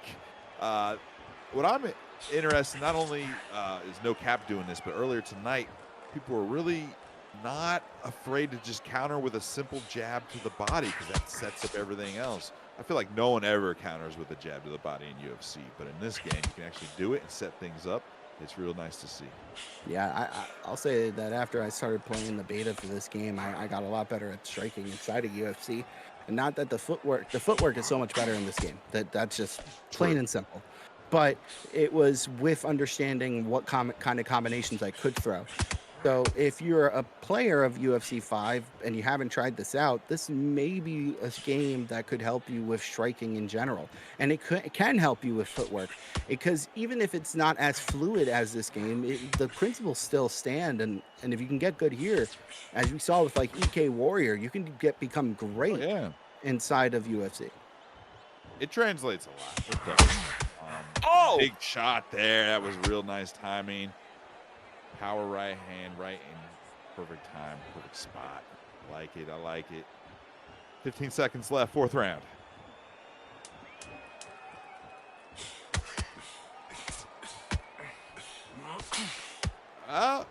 Both guys trying to sneak one in at the end. Fun round, fun fight. Another one that's pretty damn close. I'm starting to be, biased towards no cap, I guess. Maybe it's just the green gloves. I like them. I like green. Flashy. It's Christmas colors. There you go. We got Mexico versus Mexico. Christmas colors. Also Mexican flag colors. Maybe not It that is. neon of a green, though. No, that neon green is very bright. Like he took a glow stick and like that's crazy. That's So that's very roasted. saturated. There you go. There you go. Nice shot there. Optimus wants to turn things around and be like, hey, I want to be clear that I'm getting the better of these exchanges. Hey, Block I there was think, close. yeah, well, that's the thing. Now he's getting comfortable in there, and Optimus JoJo is who I'm referring to. And he recognizes that the big shot that No Cap Smokey's trying to do is he's trying to set up a power hook up top. He's doing it by throwing a jab here, jab there, just like that, and there you go, just like that. But now it looks like he got hurt. Or actually, no, that was just a ridiculously strong and powerful shot. But that was what I would imagine. I thought that he was, and maybe he did know it was coming, but that was exactly, and it seems like that's exactly what Smokey is trying to set up with all these little like poking shots with the lead arm because he's trying to set up a power hook up top. He's thrown it and he's landed a few times. He's missed a bunch as well. It kind of gets off rhythm and then just, big right hand. It landed nicely. Barrero tough as nails. Optimus JoJo walking forward as if it did not hurt. I'm sure that shook a couple cobwebs out, though. Oh, absolutely. Very nice. Oh, another straight shot landing flush. 15 seconds. We'll be halfway through this fight. Nice Very shot. competitive. A lot of action. Another fun one tonight. Another body jab there lands. Whew. Good round, good round. I'll tell you, this is exciting. I enjoy this, and if you're watching this and you're about to fight next, mixing it up, man, it just makes for such an interesting fight. I look forward to seeing up next, and I'll give a little spoiler. We're seeing Elite King going against ZR. ZR coming off a victory, and I know Elite King from UFC. That's up next, so make sure you stay tuned because we're really starting to get through to the next few fights on this card, and I'm pretty excited here to see what comes next. Hell yeah, man. This undercard, these prelims have been like top notch. I'm going to give them A- level so far, which is about as good as you can ask for, especially in the prelims. So great work by everybody. This fight's been awesome too, but really the top half of our card is super stacked. I'm looking forward to Versa Style versus Treehouse. That's going to be super fun. Looks like that might be getting promoted to the main event. I'm not sure. We'll look at that news here after this. But let's finish this fight because it's starting to get some action now. Whew. Good work. Uh-oh, his head health. He's got that caution symbol. It takes a while to get that head health back, too, from Morales for no caps. So if he takes another big counter shot to the head, it might be enough to knock him down. Look how long it takes to recover that head health. It takes like 3-4 times longer than UFC 5 for real. Yeah. Well, that's it. Oh, but now they've traded those shots, and if you could see your opponent's health, then he would know to go forward, and that was true. You're right. Oh my goodness! Now he is throwing. He is throwing a lot up top, and he's pushing forward. Optimus JoJo, I think he does smell blood in the water, and he is starting to put a lot of pressure here. He's starting to put a lot of pressure. He might go into loose footwork just to catch his opponent. And honestly, he needs to start cutting off the ring. And very nice. Another lead hook lands, but he got caught with a rear hook. This is such a fun fight right now. It's just like accelerating. Optimus JoJo's chasing his prey. No cap. Still nice. Oh, nice. 4-shot combo. And he lands a 5th one as well. That's not the part of that combo, but a 5th shot lands. Oh, another power up top lands power hook. That has been the power shot of choice coming from Smokey. And I think we're closer, and we may have just gotten through the middle of this fight, right? I think we are. Well, I think that was 5-5. Yep. So, round 5, right? So we'll come up on the round 6, I believe. Or is this round 7? There we are. That was round 6. So this is round 7. They got Optimus JoJo winning, but they actually gave no cap that last round, which I don't know, man. razor thin. I Honestly. think whoever gets the first knockdown to win. It's going to come down to that. Oh, Ooh, big shot. and maybe all of it is, and where they showed that he won that round is that power hook, right? It's doing so much damage, at least visually on the True. camera. Those character models, the character models responding. Wow, wow, holy! He lands it again. Wow. I love it. I love this fight. Both these guys got a future in the ESFL Undisputed official roster too. I do declare, because you just see the skill, but also they want to put on a show. Yeah, they're Oh point fighting by any means. Big shot. I didn't hope that right hand, and then he throws a 5-piece. Yeah, now the Mexican fighters are getting after it. Absolutely, man. This is a war if I've ever saw one. Woo. Yes, sir. We got to pick a fight of the night tonight, so we got to keep that in mind. Not saying this is a fight of the night, but something, it's ramping up there. Oh Big my shot God! and a counter. All right. Keep it up. Maybe was... they do want fight of the night. Let's go, boys. I want to give it to you. Let's earn it. Yeah, absolutely. Those exchanges and those exchanges are really, really powerful on both sides. I'm just waiting for someone to drop. A nice lead hook lands, followed up by a body uppercut. They are trading shots back and forth with these rounded strikes like crazy, and I'm wondering who's going to start throwing from distance with 1-2s. Because they're landing so many hooks. The person that kind of switches up their rhythm and is able to step in and out and actually successful time out a well-timed straight could possibly take this away. Very nice. Oh my God. Wow, I love it. And No Cap is just not scared. He's got like a sliver of head health. He's just one shot away from getting put on the canvas himself, but he's still in there swinging and banging, landing big right hands, landing good left hand counters to the body. It's a great time. I'm having a great time here. That right overhand continues to land for him almost whenever he wants, Smokey. And the thing is, though, and what he needs to be careful of is he's getting countered from a check hook just like that, and that's really doing a lot of damage to his head, as you can see here. And another one, and now he is walking him down. Here comes Optimus Jojo saying, WWE, dope, but I want to be a boxer. And I don't want to just be WWE champion. I want to be ESFL Undisputed champion. And he making a good case with that knockdown. That was a very well-timed check hook and power hook followed up. That was awesome. He really made a great read there. He did. Perfect read, and there's still 1:50 on this round. No Cap's on wobbly legs. He's still hurt. It takes a while to get that head health back, man, but he can't just run away, He's going to have to try to stand his ground a little bit and then retreat. Big shot. That's how you do it. Absolutely, but he's getting cracked with the lead and then the rear hook numerous times. Oh, okay. Don't, he's doing a dance. And I think that's going to be a, oh my God! Threw in the towel. Disconnect, maybe. Or surrender. I think it was disconnection. I don't think it was a cut.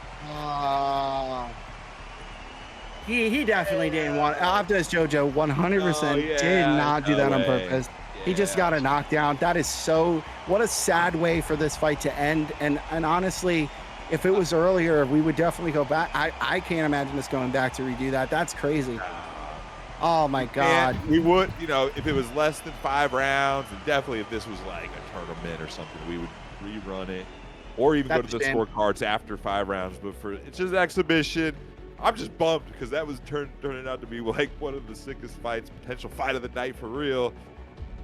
Too bad, man. Hey, I'm going to make sure, another thing I'm going to put on my matchmaking notes over here, have them matched up again down the line. Rematch. Not next week, but sometime down the line, I got to make sure we get that matchup again, because that was just classic, man. I want to make sure they got to be the same fighters too. Yeah, for sure, because honestly, that was great. I'm assuming that will be like a no contest. That's just my thought. I'm a commentator. I don't make decisions. But I will say, though, what we got coming up next, unfortunate for that last fight ending, disappointingly, it was really starting to get good. But I'm telling you right now, the next fight is about to be amazing. Sure. Because the next fight, we do have a substitution. K Young Butter, unable to make it here tonight. we are being substituted with Elite King 709. I know this guy from UFC. I do not know this guy in boxing. Him and I were supposed to make calves in UFC and then fight each other back on 4, and we just Oh, for didn't do real? it. Yeah, we just didn't do it. But he's a cool dude. From talking with him in Discord in the past, don't know how he's going to translate the really cool style of talking and text in Discord to boxing, but he's going against ZR, who's coming off of a victory against Word Life last week. He opened up the fight card last week, and now he is a mid-carder, ending the upper card here, the undercard, upper card, Jesus. The undercard here is ZR, and that's because he did an extremely good job taking care of Word Life. Now he has a substitution, and if you're like me, whenever I'm inside of a card like this, if I know my opponent has content online, I'm watching, because I'm watching, studying tape. And he may have done that, I doubt it, but he may have done that with K Young Buddha, and now he's got this replacement, somebody he wasn't expecting to fight. And finally, as long as Elite King doesn't change his pick and make me look like a fool. We got some problems. We're gonna have to back out. Elite King looks like the system froze. Getting a quick restart. We're gonna try them again. Elite King versus Age. You're right though. Elite King has been part of ESFL for quite a while. Part of TK, the Kings. And he is seasonal. We had a team matchup, I believe, in season 4 of UFC 4. So yeah. Long story short, Elite King's like, yo, throw me in there. I'm available. Let's make this fight happen. So we're going to give them one more chance. Hopefully tech issues iron it out. Things have been all considered pretty good from the tech point of view. That's something we want to see patched and improved a little bit, because we can't be having disconnects and some of these issues when we're competitive, but it is what it is. It seems like pretty good connections tonight, all considered.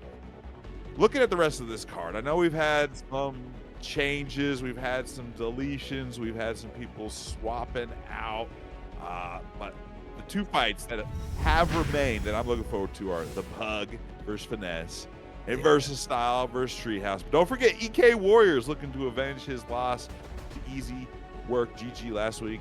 So we're going to see EK Warrior, I believe, against Striking, and I don't think that one changed. So anyway, long story short, got some awesome fights coming up, but hey, they're locked in. The countdown's going. Elite King versus Zed, a.k.a. H. Let's make it happen, Ruthless. Yeah, man. So is it verse style or versa style? Are you getting, you and Kingsley said the same thing with the A. Where is the A coming from? Versa style? It's verse, unless you want to say verse style, but it's, if I went phonetically, V-E-R-S-E, that's verse, and then there's another style.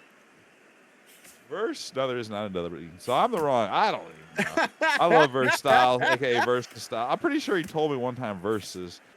Versus style. I mean, look, I'm just saying, man.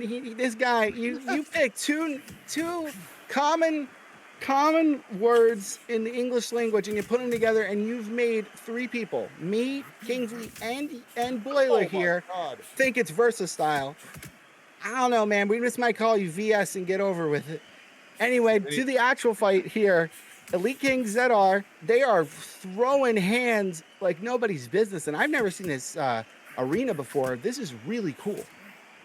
Yeah, there's some pretty legit arenas they've added in. Some have like weird glitches and issues, but knock on wood, I don't believe this is one of them. And hey, if we could kind of diversify the background, it's not always WBC arena, and it works, I'm happy for that. Both these guys have landed some good shots already and throwing some power shots too. Seems like they're not feeling each other out here much in the first round. More like going for some big shots. Kelbrook versus Terrence Crawford. Yeah, man, and Elite King getting rocked here. I was just going to give him a compliment. Now he's getting hurt, and Kell Brooks is marching forward.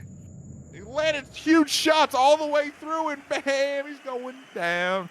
That's in the first round. This is the first fight in the last 2 cards that we've seen a knockdown happen in the very first round. This is huge. You're starting off the fight against Omaha in such a crazy good standing right now. You could walk the next 2 fights, the next 2 rounds, and just block. Oh my God, the combinations from ZR are crazy. Dude, he wants to get the first finish of the night for sure. He's going in the first round. Yep. Damn That's near. awesome. Oh, nice shot back by Elite King. He's like, look, dude, I'm a vet. You got the start on me. 10-8 first round, whatever. I'm going to fire back at you. This is tough for Elite King, though. At least based off that record, he hasn't fought much ranked. Record wasn't that great. That doesn't mean anything at all. He could be practicing with his boys all the time. But you got to feel like a little bit shock and awe if you're Terrence Crawford, if you're Elite King right there, getting rocked, getting put on the floor that quick. Oh, for no doubt, man. I mean, and Elite King, maybe he's just got that pre-fight jitter, but he's going against ZRH. And the thing is that if I got knocked down in the first round, which has definitely happened in this game before in beta, but if I get knocked down in the first round, I am being defensive, and I'm like, okay, I need to start seeing why did I get knocked down, where am I open, like that right there. He was able to get his hands up just in time to avoid getting hit with an uppercut. And so far, the defensive prowess of Elite King is looking really good in here in the second. Yeah, man. Elite King, I think he realized, hey, I guard your grill. Defense is the #1 priority. Don't Guard give your up defense grill. for offense. Guard your grill. This man said, guard your grill. That was Do it. do it, man. You got the bling bling in the grill there, bud. This is You know it. 2005. The P. grill. Mills. We saw exhibit earlier. P. Mills. This sounds like a 2005 type of It thing. definitely does sound like 2005. And Fight Night was pretty prominent back in 2005. I think Fight Night round 2. Oh, they have great soundtracks. If you ever listen to the Fight Night Round 2, Fight Night Round 3, Round 4, go back and look at those on Spotify. You can find them. I used to love playing Fight Night Round 3 because of the body modifier. If you didn't like work out or something, you could make Roy Jones Jr. fat. It was crazy. That was such an interesting thing. It's like Grand Theft Auto San Andreas. But back to the actual fight, these guys are throwing so much power at each other, and similarly to the Word Life fight, we're seeing so many power shots from ZR come, but at what cost? His stamina. That's the cost. Ooh, big shot back. Hey, Elite King is not going to be a pushover, even though he got hurt real bad. And nice shots there by Zed. He's got some great combos. But I'm telling you, Elite King is sneaking in some big shots that, he's got a puncher's chance. But look at that, plus 4% stamina. Really, Zed is fighting smarter and doing more damage. And if you're fighting smarter and doing more damage, you're right on the path to victory. Yep. Absolutely. And one of the things that I haven't seen yet is I haven't seen Saul Canelo Alvarez, and hopefully someone picks him because I freaking enjoy.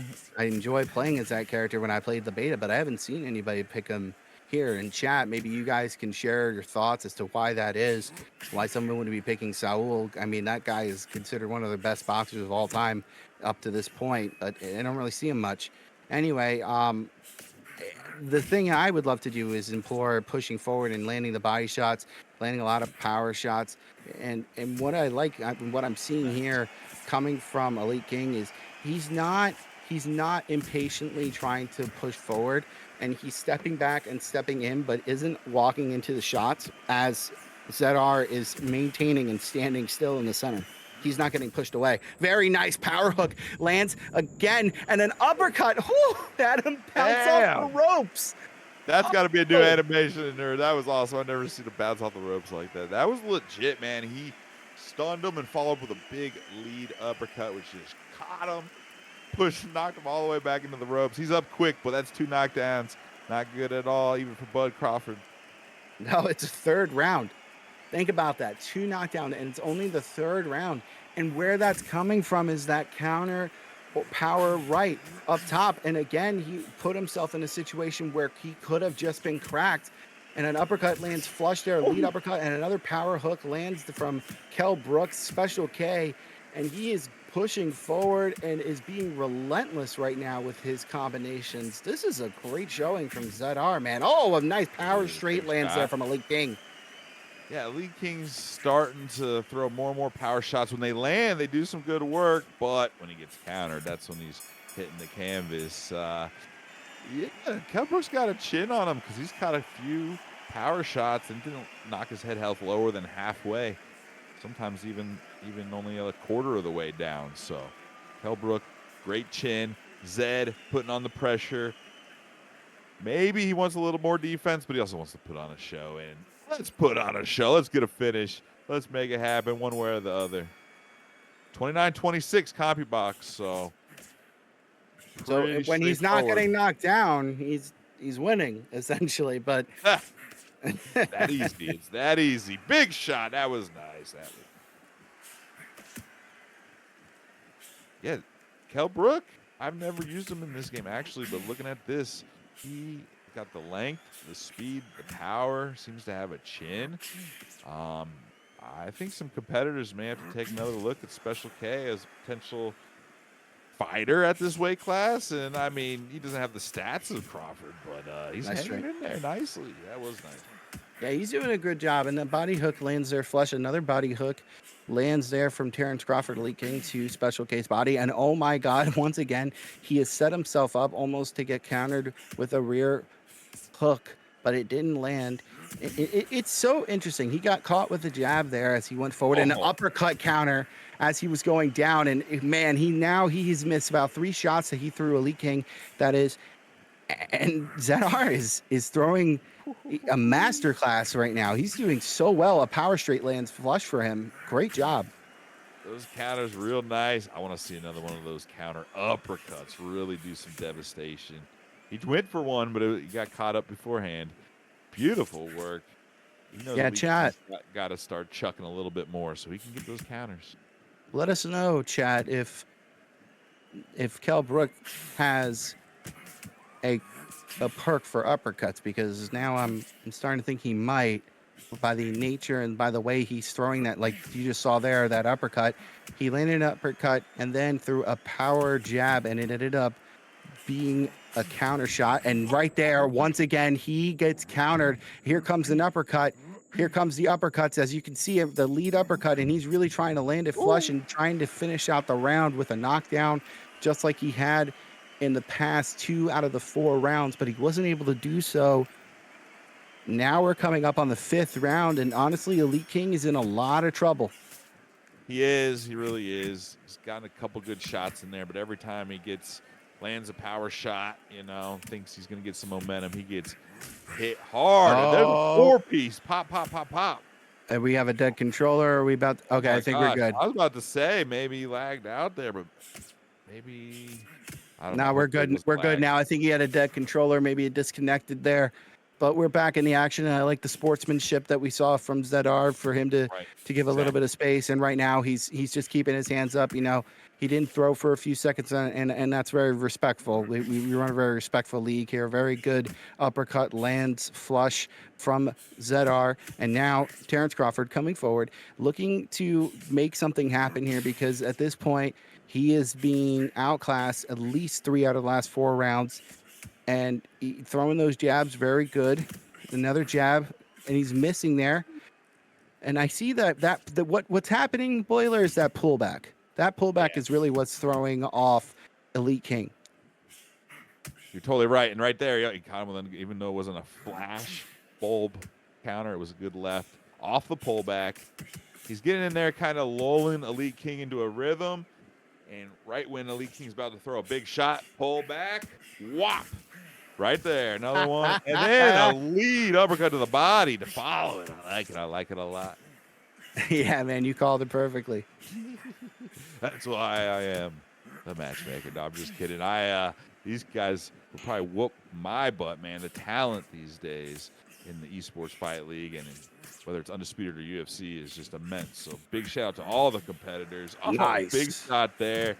I'm loving seeing this real skill start to translate to these video games, man. Nice. Oh, my God. That was a really good combination. It really was. Smooth as butter. Yeah, man. Hammered, too. It was a jab, lead hook, straight. That's one of the very basic fundamental combos of fighting games, I would say, for UFC and for boxing. What I know right now, like what I've learned in Muay Thai, which could be completely different from boxing, is there's something called a jab series and a straight series. So it's like a jab, hook, jab, jab, straight jab, body hook, jab, uppercut, jab. And you do the same, but with straights now. Basically, the punch you start with is what you end with, and you do so in a sense of just like getting in a good rhythm of body of movement and calling and shots for oh, Big trying shot. not to get hit with a power straight. Maybe that would be one of the things that I should be learning because boy, was I rambling Woo. about combos that weren't happening.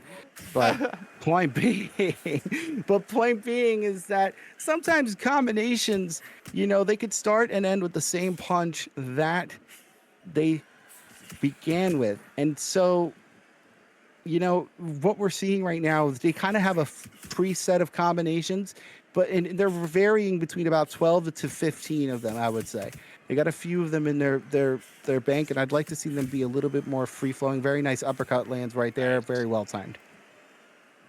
No, that's the really why it's the sweet science. There's only a small number of combos of, especially like 3-punch combos, even 4-punch combos. There's only so many.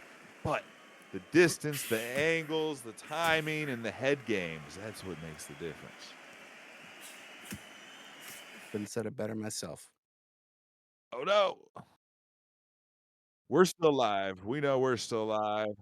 No, they are going through another dimension, but they have returned. Wow, Wah, wah, wah, wah, wah. very nice. And now look at this. Oh There's the my goodness. respect from Zed. Come on, Elite King, pull through. Oh, no, it's a surrender, And isn't it? man. Last week we had none of these, and we've had 2 today. That's why it's still exhibition, folks. I want to have a true competitive season, but we just can't do it with this type of stuff. But honestly, Zed was more than likely going to win. But hey, Elite King caught him. Some big shots. That one power shot he landed was enough to chop his head health down at least by half. He could have landed a couple of those, gotten a knockdown for all we know. It's a shame we're not going to restart this fight. I guess if this was a competitive season, after the 5th round, we go to the judges' scorecards is how we'll pretty much do it. We will post the rules down the line, but it's just an exhibition, is what it is. Great fight, both you guys. Man, I wanted to see how that concluded, though. That's a bummer, huh? Yeah, Zedar was really showing something quite spectacular. And hey, matchmaker, man, I really want to see. I kind of want to see Zedar and Optimus JoJo go at it because that was crazy. Give them some redemption as long as their connection would be decent enough. Anyway, honestly, though the last 2 fights ended that way, and to your point, why it can't be too competitive just yet, it's still spectacular that both times the victor, was kind of up and ahead, and then, this is happening. They were still great fights, and it's unfortunate, but they were still very good fight. You need a controller for this game. What? We're trying to get these guys locked in. We're going to be going to Warrior versus Striking next, I think. But you're right. It's like those games were so fun that we don't really even care about the result. I just wanted to see how it evolved and how it went into those later rounds, see if there could be a big comeback or get caught, whatever. But hey, look, we're going to this next fight. Looks like Warrior versus Striking, and just as you asked for, there's Saul Alvarez, Canelo. And they got the music going. Oh, man. Yeah, there you go. Well, we're locked I gotta in, say, I've never seen Dimitri Bivol at all. I don't even know who that boxer is, but I certainly know Saul Canelo Alvarez. I mean, I might get crapped on for that, but I really don't know who that is. I'll have to look him up now. But still, I'm really excited to see this, especially because I don't know the fighter. It makes it more exciting for me. The chat's probably going in an uproar like, how can he commentate? This guy don't even know who the hell is fighting. Welcome to the WBC arena. Next to me, of course, they're all over it now. Bibble's fighting, I don't know how to pronounce his name, but Bitterbeef. February 22nd, the rematch. The second. They fought earlier this year. It's a hell of a fight. It's all from hopefully it'll turn into one of those epic trilogies down the line. But February 22nd, it's the rematch. By the way, of Bibble. I might be watching that then, especially because I didn't know him now. Or whatever. But anyway, he is new to the game. He came on a DLC, right? I think he only came he wasn't in the beta. I'm pretty damn sure, at least. Yeah. First DLC. Omni only knows boxers who are in the beta. Yeah, and then no. They've added some cool ones. I hope they add a lot more, and I hope they're not all DLC. You have to pay for them, but it is what it is. Oh You know wait, what do I you have mean? to pay for the recent ones? You have to pay Yep. for The every DLCs. The fighter, or the DLC packages are whole $20? pack. The whole pack. The pack's $20. Oh my gosh. Well, I mean, I know. oh It's man, rough. not a fan of that. At least that's one thing UFC did right, is that all fighters are free. I definitely agree. The alter egos is one of the best parts of UFC 5, to be honest. It's perfect, and I think they should keep that in UFC 6, and they should also start doing things like getting Sean Shirk. That was a really nice body uppercut, and followed by a straight that landed there from Saul Canelo Alvarez. This is gonna be super fun. Now, Oh, I've never seen Bivol fight in this game. I've seen him like IRL or whatever, but this matchup against Canelo, he's gonna really have to keep his distance. If Canelo gets in there, he's gonna chop him up, especially to the body. yeah, and striking, I think, one of the things that we kind of didn't do this time around was talking a little bit, but last week striking ended up losing to Versatile or VS, because there's debate Fight on of the this night. thing. It was fight of the night, actually. It They was. lost by majority decision, I think, or somewhat close like It was that. so close. It was so close, and I think he only lost at the end. And coming off of EK Warrior, who's also had a loss last week, and it was not as close, and him losing to Easy Work GG. EK Warrior really trying to show up and show out in the boxing scene, so he's looking to get a win here tonight. I mean, I hope Yeah. they both are, but They both are. I can tell that there's a little bit of lag in there, but these guys got to fight through it. That's what it's how it works.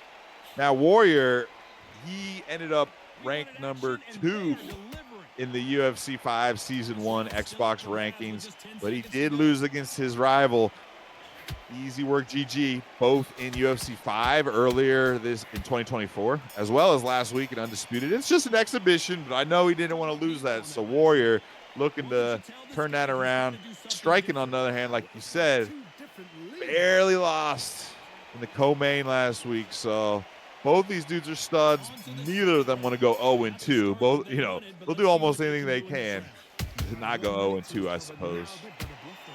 nice. That right there is a really well-timed body uppercut that landed there. Oh my God, from striking. Now striking was able to land a very nice straight lead hook block, and then the body uppercut landed there, and he just got caught himself by Bivol.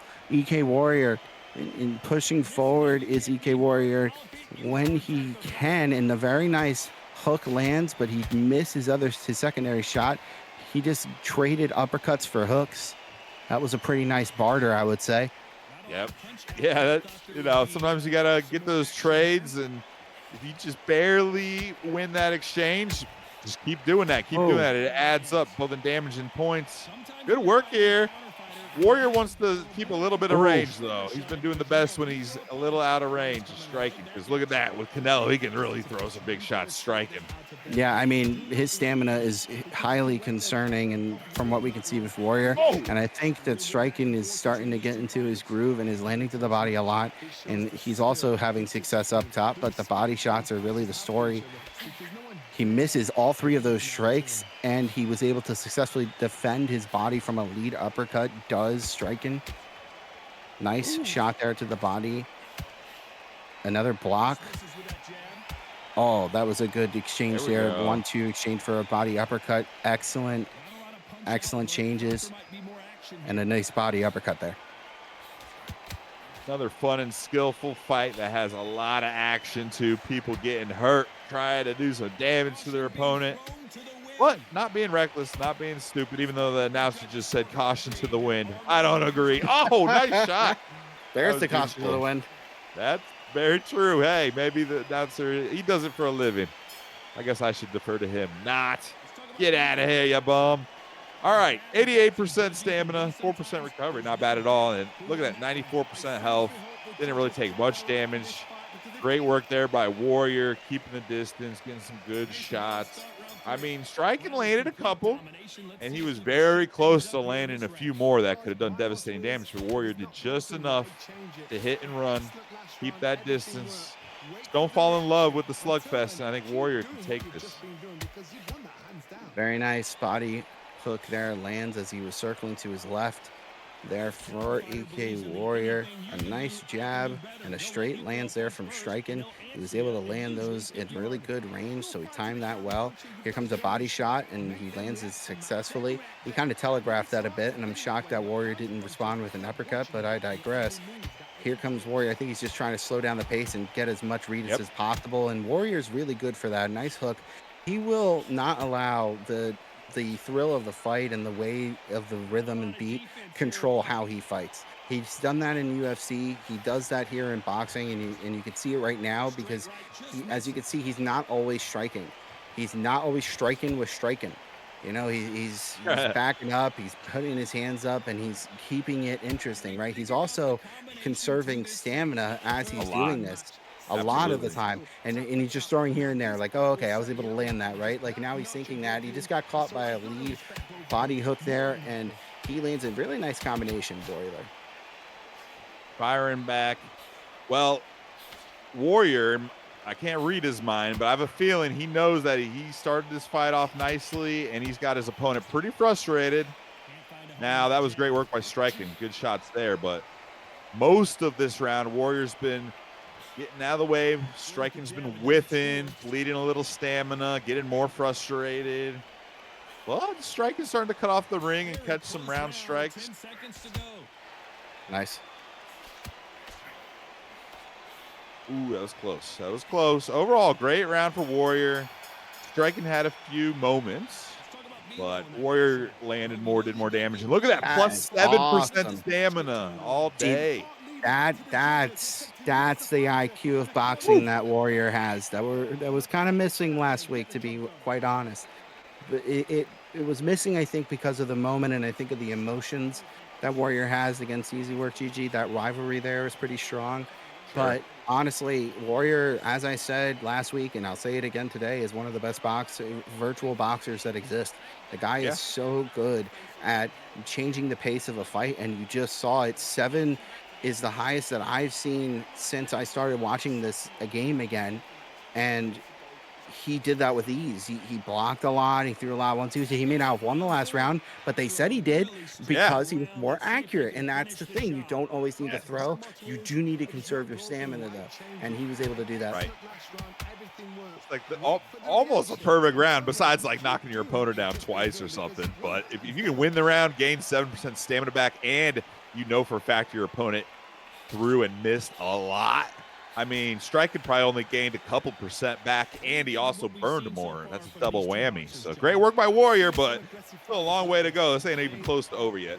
No, not at all. And neither is the Eagles versus Packers. And Eagles, you know, first quarter already have 7 on the board. It's 13 minutes left, and they have the ball again. So, I mean, right now, it's just it's a happy day for me. And, happy days. Not for the Broncos. They got blown out. It's all right. Unfortunate. Kingsley, I love you, my guy. Go win, get to the Super Bowl. Gosh dang it. But my true Boilermakers did kick some ass in basketball for what it's worth today. So yeah. No, we got next year for the Broncos. We're still a young team. We got a great rookie quarterback. Good defense. Let's go, baby. Yeah, they made it to the playoffs. That's nothing to shy against. Yeah, for sure. Oh, good shot there. 1 minute left. 4th round. Oh, no. I was just about to say, Warrior's starting to stand still and fire back a little bit more, and when he did that too much, he got caught. And I think that's, to your point, right? You don't want to stand still in front of Saul Canelo Alvarez, but he has done really well to avoid getting hit to the body. And I want to point out something that EK Warrior does here. This is for anybody trying to get a little better at the game. Watch out. He steps in, plants his feet, and then backs up. And then what you notice here is he's getting caught inside of the corner, and he just got, oh, man. But anyway, let's see what he does moving forward. He got caught. He got caught when I was, Warrior, what are you doing, man? I'm trying to talk you up. And he got caught. You got caught right as I was saying my mom, like, I digress. Warrior steps in and he backs out. That was and he just did it there. That's all I was trying to say before, but he got cracked, and I was like, oh man, he just made me look dumb. Like, what's going on? Nice. All right, we're approaching you know, we're in the 5th round still. A lot of time to go. Warrior is not taking much damage. He's starting to open up a little bit more, and he's taking some shots. But Bivol's got a hell of a chin on him. Still, though, you don't want to take too many shots from Canelo. I'll tell you that. No, you don't. He was able to land that jab as he moved forward.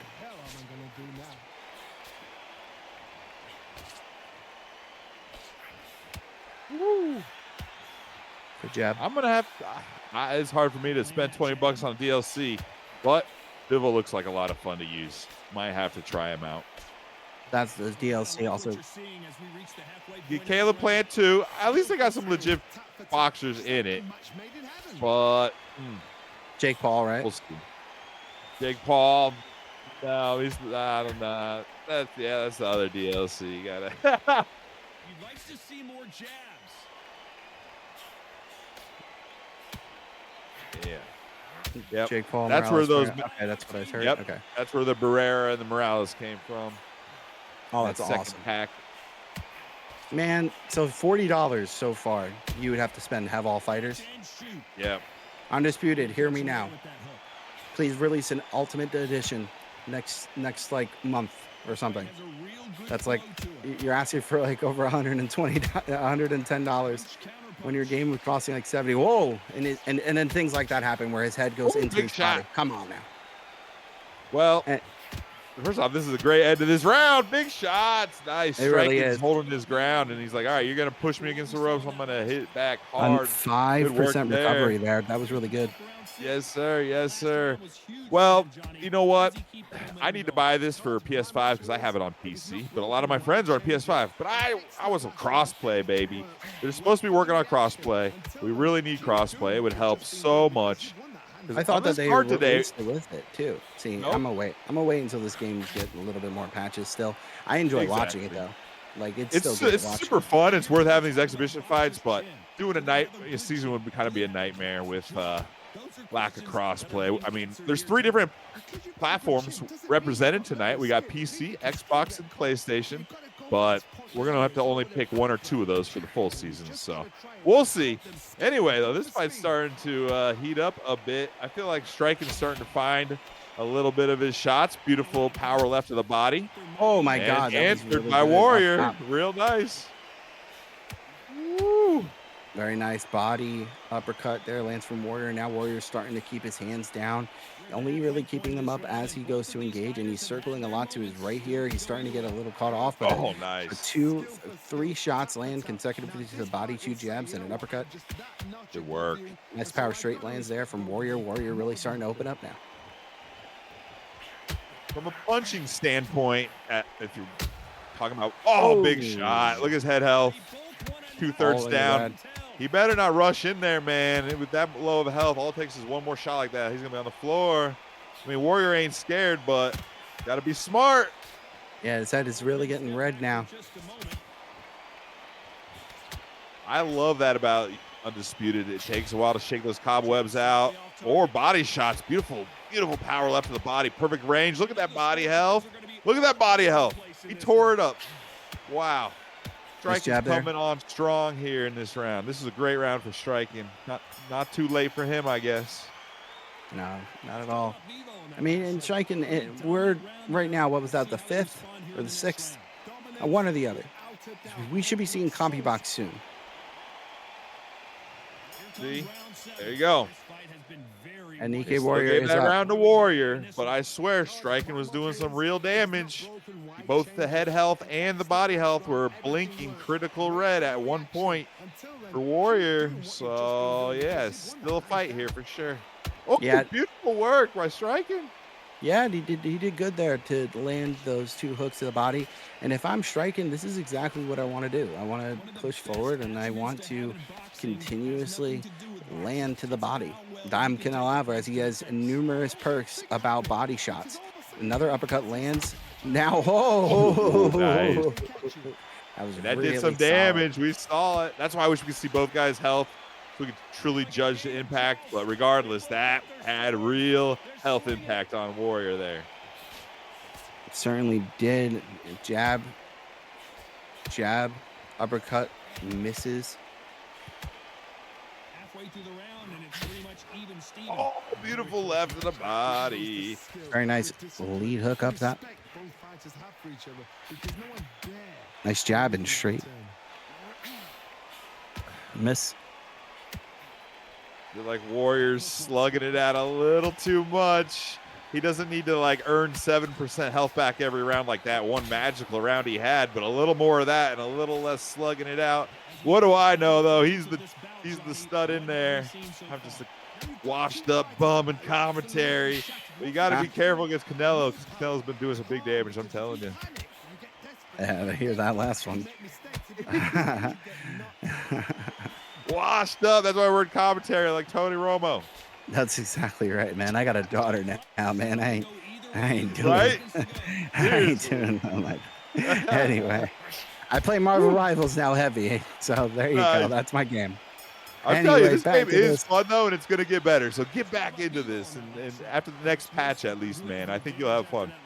Okay, we'll see. I'd love to do so. I haven't even really played like UFC 5 too much. I mean, I played the other day, and then I went like 17-1 or something on ranked, and then I was like, I mean, I'm brag. nasty. I didn't play. I'm nasty at UFC, period. Like, I'm nasty at the game, period. Like I have always been. It's just I play too much, and then I start losing because I play way too much. So I gotta like I take it easy when I don't do it too much. And like one of my friends, his name's Cheeky Patcher. Like he told me like, hey, don't play too much. Yeah, Cheeky's awesome, man. I haven't talked to him in almost like a year and a half though, maybe 2. But anyway, like he would explain like, yo, get off the game. Don't be playing too much. And when you do, you develop bad habits, and you'll continue to push those bad habits. True, for sure. You do need to like time off so you can reset almost. You're totally right about getting into a rut or like building these bad habits. True. Yeah, man. And so when you're talking about fighting games like this, Dragon Ball Sparking Zero, Tekken 8, UFC, you name it, even in basketball games, any game really, if you're playing so much and you're on a losing streak, take a break, man. Go outside, go take a run. Go touch grass. I'm serious, not even joking. Like take your shoes off, go walk barefoot in the grass. Just like look up in the sky and be like, what have I done for the last 12 hours other than play the game? Like, you know, right. But it's true. Totally like right. some people need to need to do it. Get your mind right, man. And that's what we're seeing Another here. 2005 or even before, slogan. Get your mind right. Yeah, actually, that one I wouldn't know. I know washed. Like I'll wash you. I'm gonna wash you. And explicitive. But like I grew up in a different neighborhood. You get glassed. Yeah, class. That's a new one. And someone said to me on the basketball pick up basketball. I'm like, don't shoot me. I don't want to die. Anyway, this has been a fun ass fight, all considered. Headed out, end of the 8th round. Let's see if anyone can get that final big shot to finish. Yeah, and going out of the 8th round into the 9th, you're about to see CompuBox at the end of this next round coming up. And I think it's fun to point out that you censored the word when you referred to your own posterior, but then when you talked about the fight, you then said it was a fun ass fight. So like, I just like your priorities are pretty there. When it comes to the English language, you use caution and you throw it to the wind. I would say that's contextually. Boiler's filter has not sensitive. Subconscious level. That is true. That is very true. How do you use the word? I love how no one else can hear it. I know. We're laughing at Feckin in the background, who has a degree from Berkeley in writing and stuff. He's like a genius in that. He's telling us all. Oh my gosh. Anyway, let's focus on this. Let's focus on this fight because it's a hell of a one. We're down to the 9th round. Let's make it happen. Yeah, one thing I'll say about this so far is that he just got cracked really hard. He got cracked like he's trying to make an omelet and making his opponent the egg. But one thing is like Bivol, he just got caught again. What we've noticed and what we've seen so far in this fight is EK Warrior has been defensively the better fighter. And not there though. See, why do you keep doing this, Warrior? Commentary curse. Commentary curse. Beautiful. He was working that left hand to the body. That's what actually hurt him. And then he finished him over the top with the right hand. That's the sweet science. Yeah, man. And You truly is. Commentary curse is definitely real. My apologies, EK Warrior. But still, he just got dropped and his body health is definitely low. And that is the risk that you run against Saul Canelo Alvarez with those body perks, man. It was only a matter of time that one of them landed through and caused a knockdown. Ooh. Big shots here, not over yet for either guy. Looks like Alvarez is probably flat-footed, so Warrior does have that stamina advantage, especially early in the fight. He built that advantage. He's very glad he has it, I'm sure. Ooh. Nice. Yeah, and now, I mean, Warrior would have loved to have gotten a knockdown there and make it a wash, but now you know that he just lost that last round 10-8, and whatever advantage he had just got decreased by about 2 rounds. And now man. they are tied, Yeah, if you believe in let's CopyBox, do it. and it's all comes down to this. All right, let's do our best to score this round. Let's assume whoever wins this round wins it all. It 10th does look round. like Alvarez is walking slow. He's definitely a bit gassed. I don't know how much damage he's taken relative to Warrior, though. I mean, and that might not matter too much because he hasn't really shown any signs of taking so much that he'd be at risk of getting knocked down. Warrior, though, was knocked down, and he just got cracked there with a lead hook. And I think Warrior now, feeling the pressure, knows that he needs to do something big, can't really fight defensively the whole round, is now pushing forward and pushing the pace in this final round. It's going to be tough for him. I feel like Striking's winning this round so far. Tough to know for sure. Got around that punch. Close. Very close. I'm going to say whoever wins this round wins it. Wins the whole fight, though.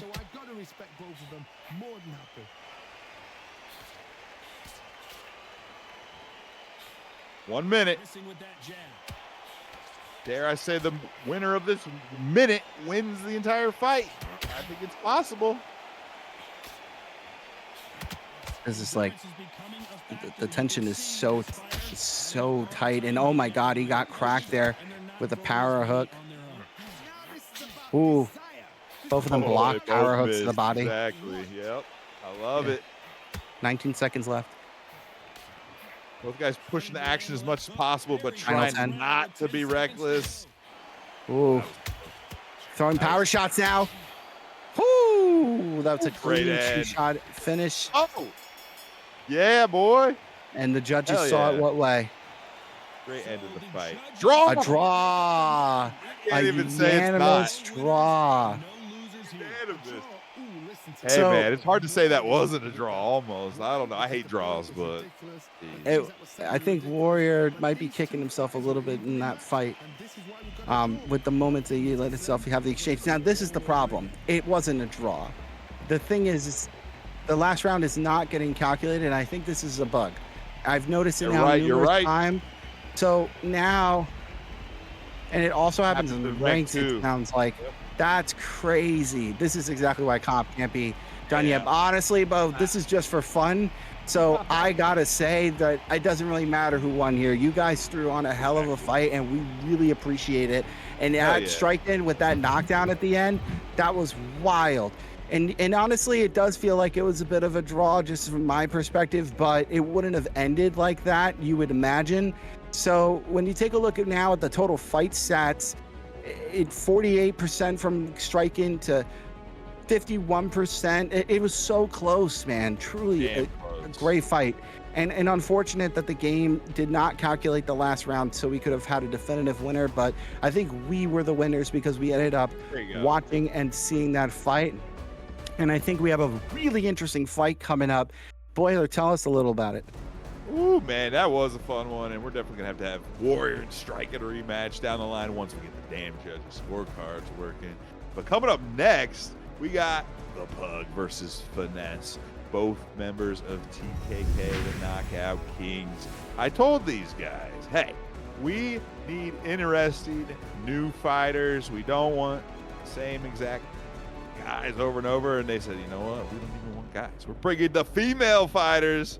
And I'm like, all right, let's make it happen. Clarissa Shields, Katie Taylor, let's do it. This should be fun. I don't think we've ever had a female boxing Undisputed on ESFL. Definitely not since at least the beta or something. So let's see what these ladies can bring to the table. Yeah, and I just saw Katie Taylor in their last fight when it was Mike Tyson headbutt over and over. Headbutt over and over and over again. And my thing was, and this I want to hear from the fans, right? My uncle and I argued about this, is that she was not intentionally headbutting, but she was aggressively pushing forward, and it would result in headbutts.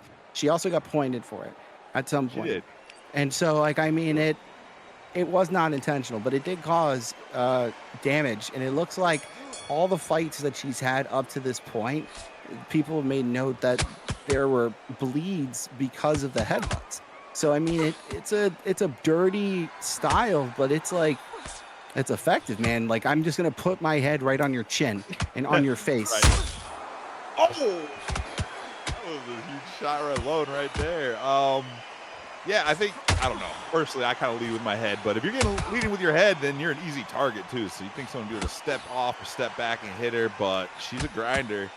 Like you said, she did get a point taken off. I think maybe another one could have been taken. I don't think she needed to be disqualified or anything, but you got to be careful. I mean, it's her style, it's aggressive, but it is a sport. You got to follow the rules. So, taking a point or two was the right thing to do. Yeah, I'd say so. And in this matchup here, first of all, I think Clarissa Shields, these two never fought, right? I don't think so. Oh my God. I'm not 100% sure, but I don't think so. It'd be really cool to see. I'd watch that. I'd pay for it. Here on the ESFL, you get it for free, everybody. Please subscribe and like the channel. A nice plug. Make sure you also do it on all platforms and join us on Discord. Yes. Nice body uppercut there lands. I think they traded. This is such an interesting. Oh my God. Nice. Are they still like only 2-minute rounds? I believe so. It's such a weird rule. Anyway, this should be a 12 rounds, so we're going after it. They're going after it. I don't think we're going to even need 12 rounds, even with 2 minutes at this rate. Look at that. Oh my God. Quadruple hook. And they all landed. Uppercuts landed. That's a really hard rock there from a power hook. And now here comes Clarissa Shields looking like Mike Tyson, bullying her way forward. This looks crazy. The character model for Clarissa Shields is awesome. Yeah, looks very scary, like big, strong, fast. Hurt Katie Taylor there with that big shot. And that was only the first round. These are 3 minutes in this game, though. Now, the women, I believe, are 2 minutes in real life. But for what it's worth in Undisputed, they got to miss 3 minutes. Okay, that's good. Nice. Yep. So this might have been the DLC skin there. Huh. Yep. Ooh. Well, these ladies are throwing some leather, I'll tell you that, and they're connecting. Nice body hook there. Blocks and makes her miss 3 shots total. Oh my God, but didn't miss that one. And now she's in a lot of danger. I'll tell you what, there should be an all women's card because this action is nonstop and we get the first knockdown of the fight. Hey, just keep chasing them, keep throwing punches. They'll land eventually.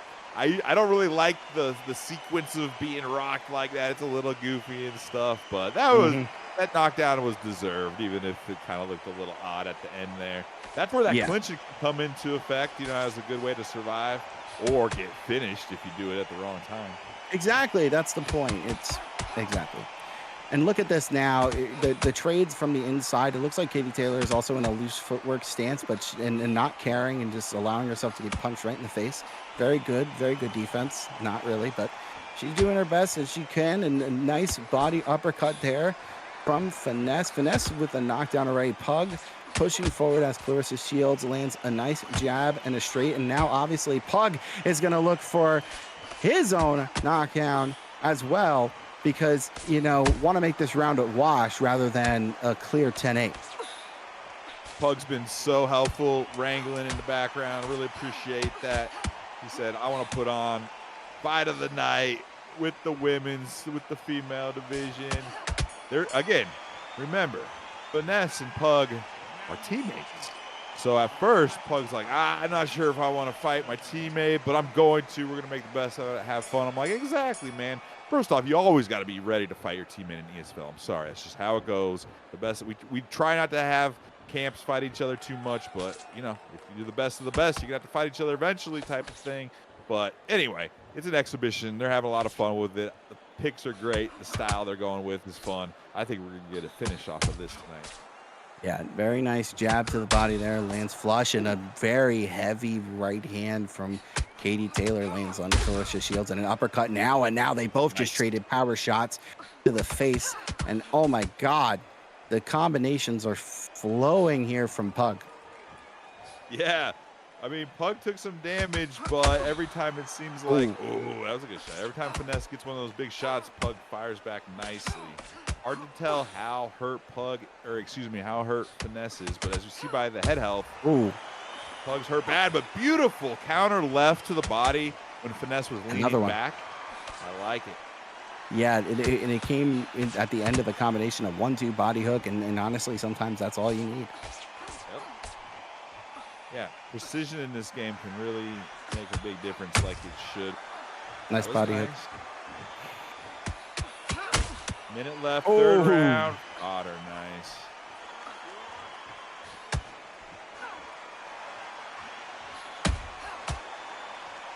Nice jab and body uppercut there.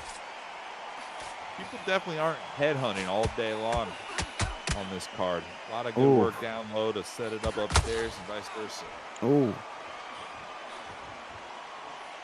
20 seconds, third round.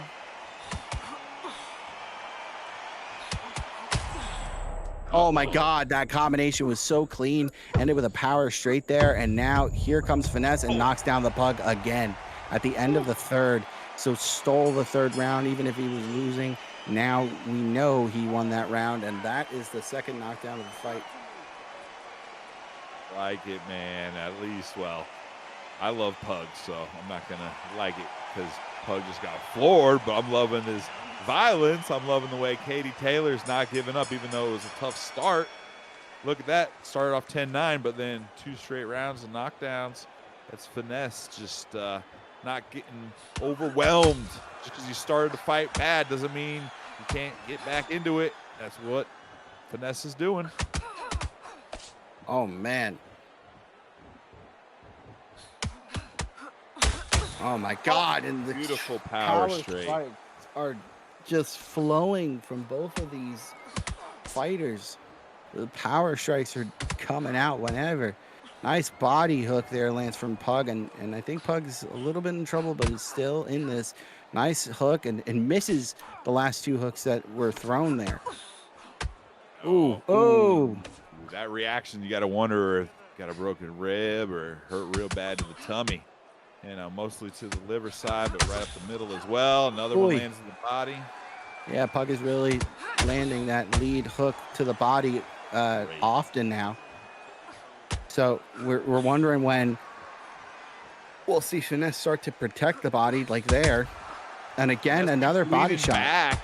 Finesse is leaning back and keeps catching that left to the body. It's a beautiful tactic by Pug. And a great adjustment. Leaning back. He's going to keep punishing you to the body. Yeah, it was a wonderful adjustment. And oh my God, he got caught with an overhand and he knocks him down. Nice. Beautiful.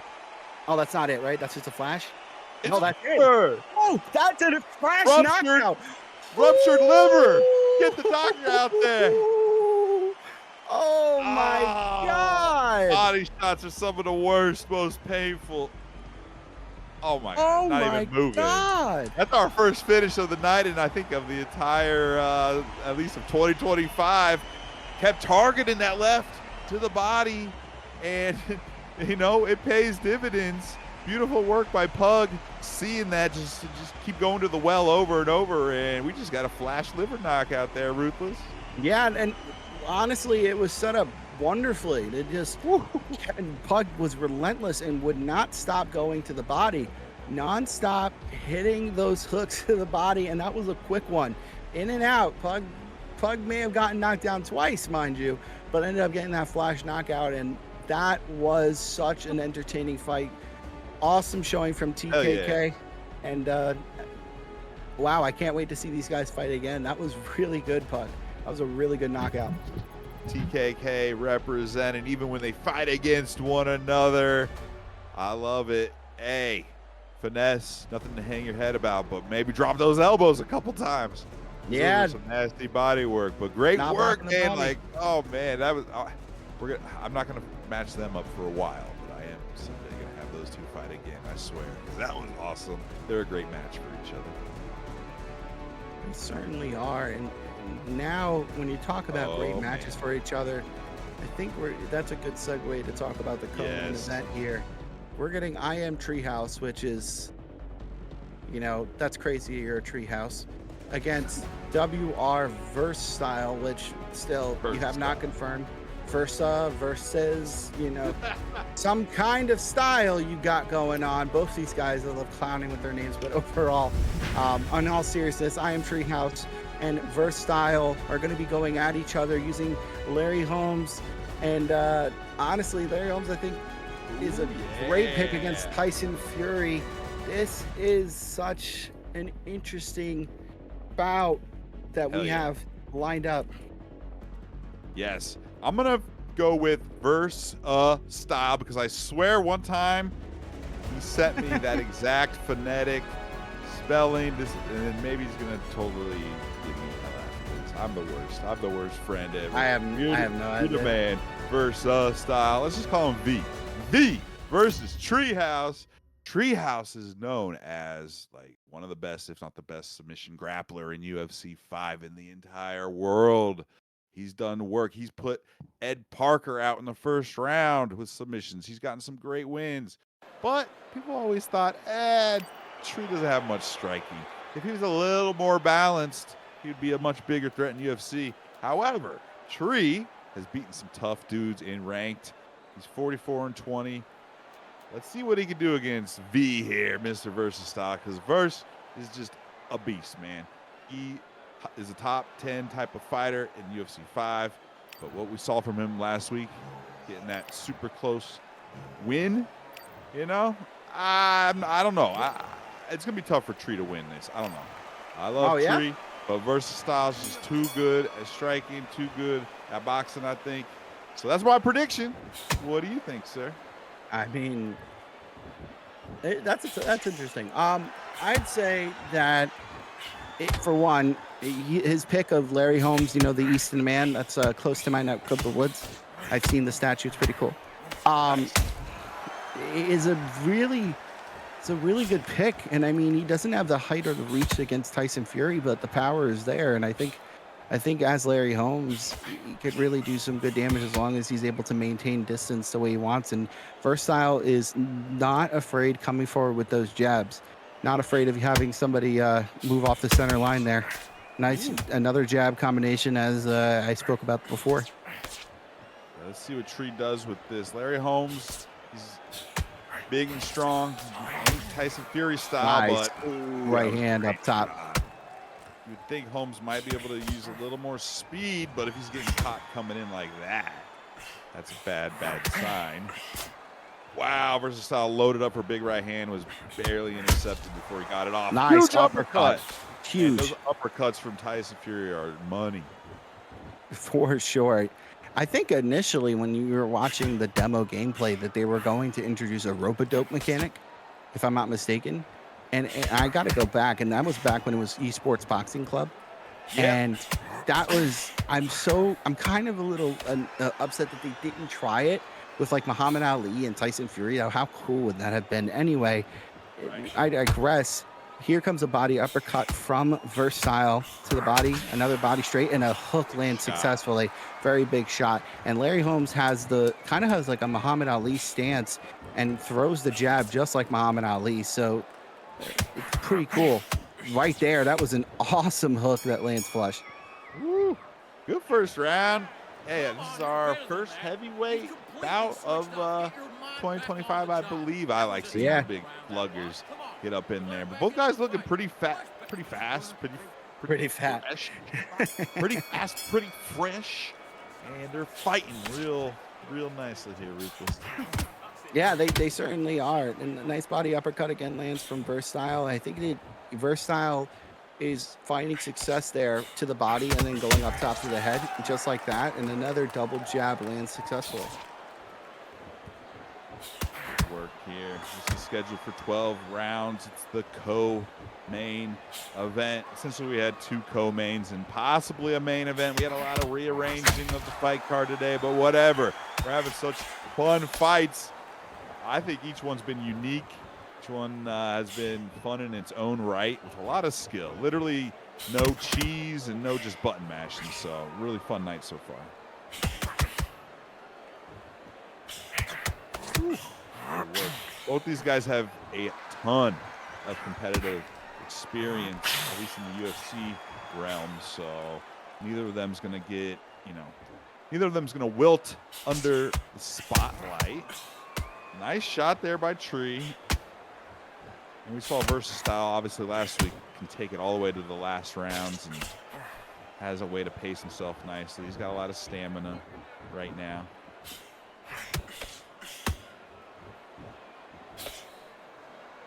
Good work all around. Snapping that jab out there. I think it's kind of interesting. No one uses Usyk, man. I love Usyk in this game. He's fun to use. He doesn't have the power. Tree misses with several punches there. Big shot. To your point regarding Usyk, back in the beta, I would try to use Usyk and I just wouldn't be successful. I know his jab has a perk to it. I personally wasn't successful. And when he got knocked down, he looked like Augustus Goop in this game from Willy Wonka. Yeah. And the like boy, the little boy, the fat boy, yeah, the fat boy, little boy, the Augustus Goop, and he looked just like him. So like I kind of avoided that because if I got knocked down, I didn't want to see that face. Okay, I get it. Yeah. Anyway, so that's the fun nature of this game is that you can pick a fighter for stupid reasons, and pick a fighter for good reasons as well. And I think both of these guys pick their fighters for pretty good reasons so far. This has been a pretty close fight, but I would say Versatile is getting better at these exchanges. Now, earlier this week, Tree was considering using Tyson Fury, like I forget the exact year, but the younger version of Fury.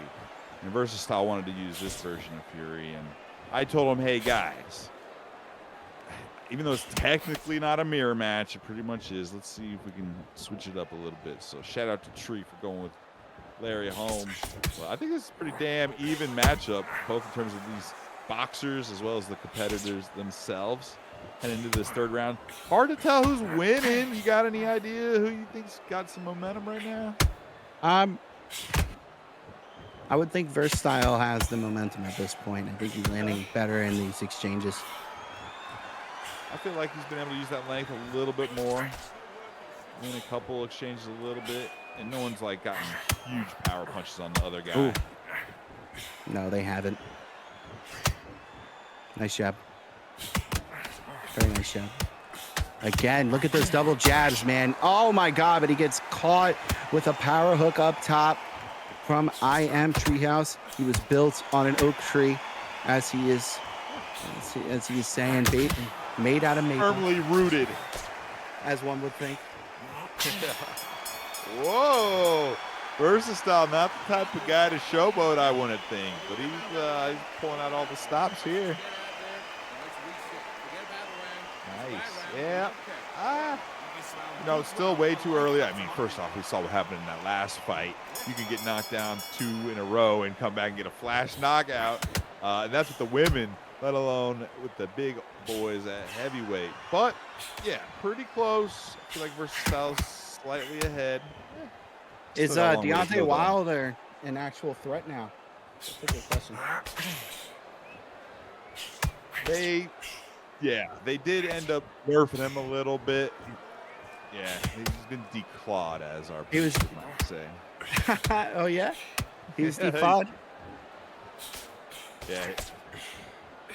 He was essentially OP at heavyweight for a while. Ah. It was annoying as hell when everyone's just throwing one power punch after another. His right hand is undefeatable, essentially, but they nerfed him quite a lot. Still a lot of balancing to do in this game, not to mention improving some net codes. So that's why we're here with some exhibitions, having some fun. Good shot. Just kind of bobbleheaded him there. He's good, though. Larry Holmes is tough as nails, man. Larry Holmes truly is the Easton man. Oh, that uppercut followed up by a straight landed for Versatile, and it was solid, man. Oh, I like it. They Power straight down have not hit each other until now. That was about 30 seconds of just arm movement. Wow. Those guys are so talented, but I feel like they're both like frustrated trying to get after each other, and neither is able to because the other one's moving and defending well. It's just like nothing's happening, but they're both trying as hard as they can. If that makes sense. Definitely, and that right hand landed. So there you go. And now another taunt comes from Versatile, and he goes for a lunging straight, which lands, but he gets countered, and now he throws over top of a check hook and was able to lean back and taunts again and throws a straight uppercut, which lands flush. I think he's getting under the tree houses, the maple tree house's skin. I think he's getting a little bit under the skin there with these taunts, trying to egg him on. Very Tyson Fury-esque, and that was 4 shots that landed in a row. Another taunt before he threw a straight, but that one did not land, and another hook straight lands, and another taunt. My gosh, Versatile showing no respect whatsoever, and is landing counter after counter. This is where if you're Tree or you're in Tree's corner, you got to tell him take a breath, walk backwards a few seconds, break up the rhythm, because you can't just keep doing the same thing you're doing and start this round. It was ugly. There you go. He got his mind right a little bit, you know. Alrighty. Shot there, and this is just like I said before. The counter shots and the Versatile, as you called it earlier, that is crazy. It's making me laugh just how good. Oh, but he got cut there. Nice. Nice. These old school fighters don't take kindly to getting, taunted and embarrassed like that. Hell no. Nah, but now Larry Holmes starting to taunt himself. That cut looks bad. I'm not sure how much it's affecting, but it's starting to leak pretty badly now. This body uppercut. Attempt fails and re-hook fails. Oh, fails again. Straight hook. Body, oh my gosh. Nice. 3 shots landed consecutively to the body, and Treehouse needs to get more successes just like that. Exactly. Can't be changing 1 for 1 against Tyson Fury. Needs to counter, rip a couple, and get out of town. Pretty good round for him here. Treehouse, all considered. That cut was only one bar, so to speak, but that could add up. It's not a ton of damage otherwise, though. Just, it's cut. It's on the outside. It's not going to leak into his eyeball too much, hopefully. Actually, as you say that, it definitely looks like it will look right into his eye. Like tilt that. Your head to the side. There you go. Just fight with your head on the side. Let it pour out like a faucet. That, which Colby Covington's eye in that last fight was wicked. Yeah. Got to lose that eye for real. It's gnarly. These guys put themselves at real physical harm. It's true. Yeah, man. And speaking of which, so far Tyson Fury has been doing really well with these combinations, just like so. Throwing 2 jabs and a straight, and oh my gosh, a hook up top lands flush, and he's doing a pretty decent job right now at landing at that target. Does Treehouse, he eats one to give one, and counter jab to straight, and now, Can't eat one to give one against Tyson Fury. That's what happens, unfortunately. strong, man. Only one that might be able to do that is, Wilder. But even then, Tyson Fury hits so hard with that right hand sometimes. Very nice jab straight. Super fun bout. Little jab to the body there. Hook gets blocked. Jab to Anyone the body. that said Tree doesn't have boxing skills, he's improved them quite a lot. Like he's fighting pretty well tonight, all considered. Yeah, he got a cut on his opponent, and he has landed some good countering, good counter shots. So his countering is definitely there. But I think he needs to do better at defense because he's getting tagged up as he walks into the pocket, like right about there. And he blocked that time, but as I thought he was going to get hit, so did Versatile. So that shows that right there, if you can recognize that that's when Versatile, oh, that was a good trade of hooks. That's where Versatile thinks that you are, and you can just be one step back from that. You can land counter shots, even if it's Tyson Fury with that range. And I think that's the whole purpose, as I've been discussing before. But this right here looks like a masterclass, according to CompuBox, for Tyson Fury Versatile. I think so. I feel like Versatile's been able to really drag Treehouse into his type of fight. And I think those taunts are part of it too. Actually, I think it's having a little bit of an effect. Yeah, for sure. I mean, they're fighting inside of, like, I think a high school gym right now, and you're taunting me in front of all these teenagers who will bully me mercilessly on social media. So I mean, I don't want none of that. It's like that commercial when you're trying to parallel park in front of a bunch of 13-year-old kids. It's not going to go good. Not going to go good. It's going to make funny. It's so much pressure. Parallel park in front of some kids like that. Yeah, because kids, they're mean, man. They don't care. Very nice jab straight. And another straight lands successfully here from I Am Treehouse, but he gets caught by a check hook and a jab on the other side and a straight from Versatile. He misses there. Oh, they both just traded up top to the body, and now a jab straight lands from Versatile as he exits the pocket, but lands a power hook up top. My goodness, is the action fiery. Yes, sir. That was beautiful power right Versatile. I will say, though, that cut's opened up and gotten worse. It's now 2 bars. So it's not about to get close. It's not going to stop the fight necessarily quite yet, but a few more big power rights by Treehouse's Larry Holmes. Could maybe do a stoppage. I've seen stoppage, a fair amount of stoppages in this game. Even in the, very nice power hook lands up top for I Am Treehouse, and another one, and now Versatile is in trouble. Whipping those. Some damage to the head. Hey, boo after the bell, the hook and the straight boo. And as you said, that cut has now developed into a 2-bar, and that's not good. That head health is a little lower, but on top of that, you're now experiencing a cut, which is a complete open target for your opponent. And as I say that, he gets caught again on that cut.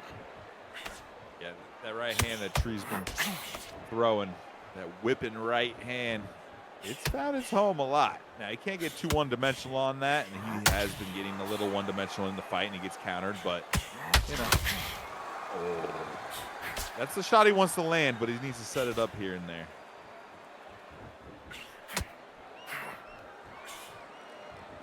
Especially if he can get Versatile throwing one of those lazy lead lefts to the body. If he can just step out of that, counter with a big right hand over the top, might rip that cut right open again. Certainly could. I like the defense that we're seeing from Versatile toward the middle of this 8th round. Yeah, I think he might have thought, all right, I'm being a little too reckless here. I still want to go for finish. I want to hurt him, but a little more defense seems by Versatile, which is a good thing. It definitely is. 2 jabs land consecutively. That's been the bread and butter. They both trade hooks up top to the head.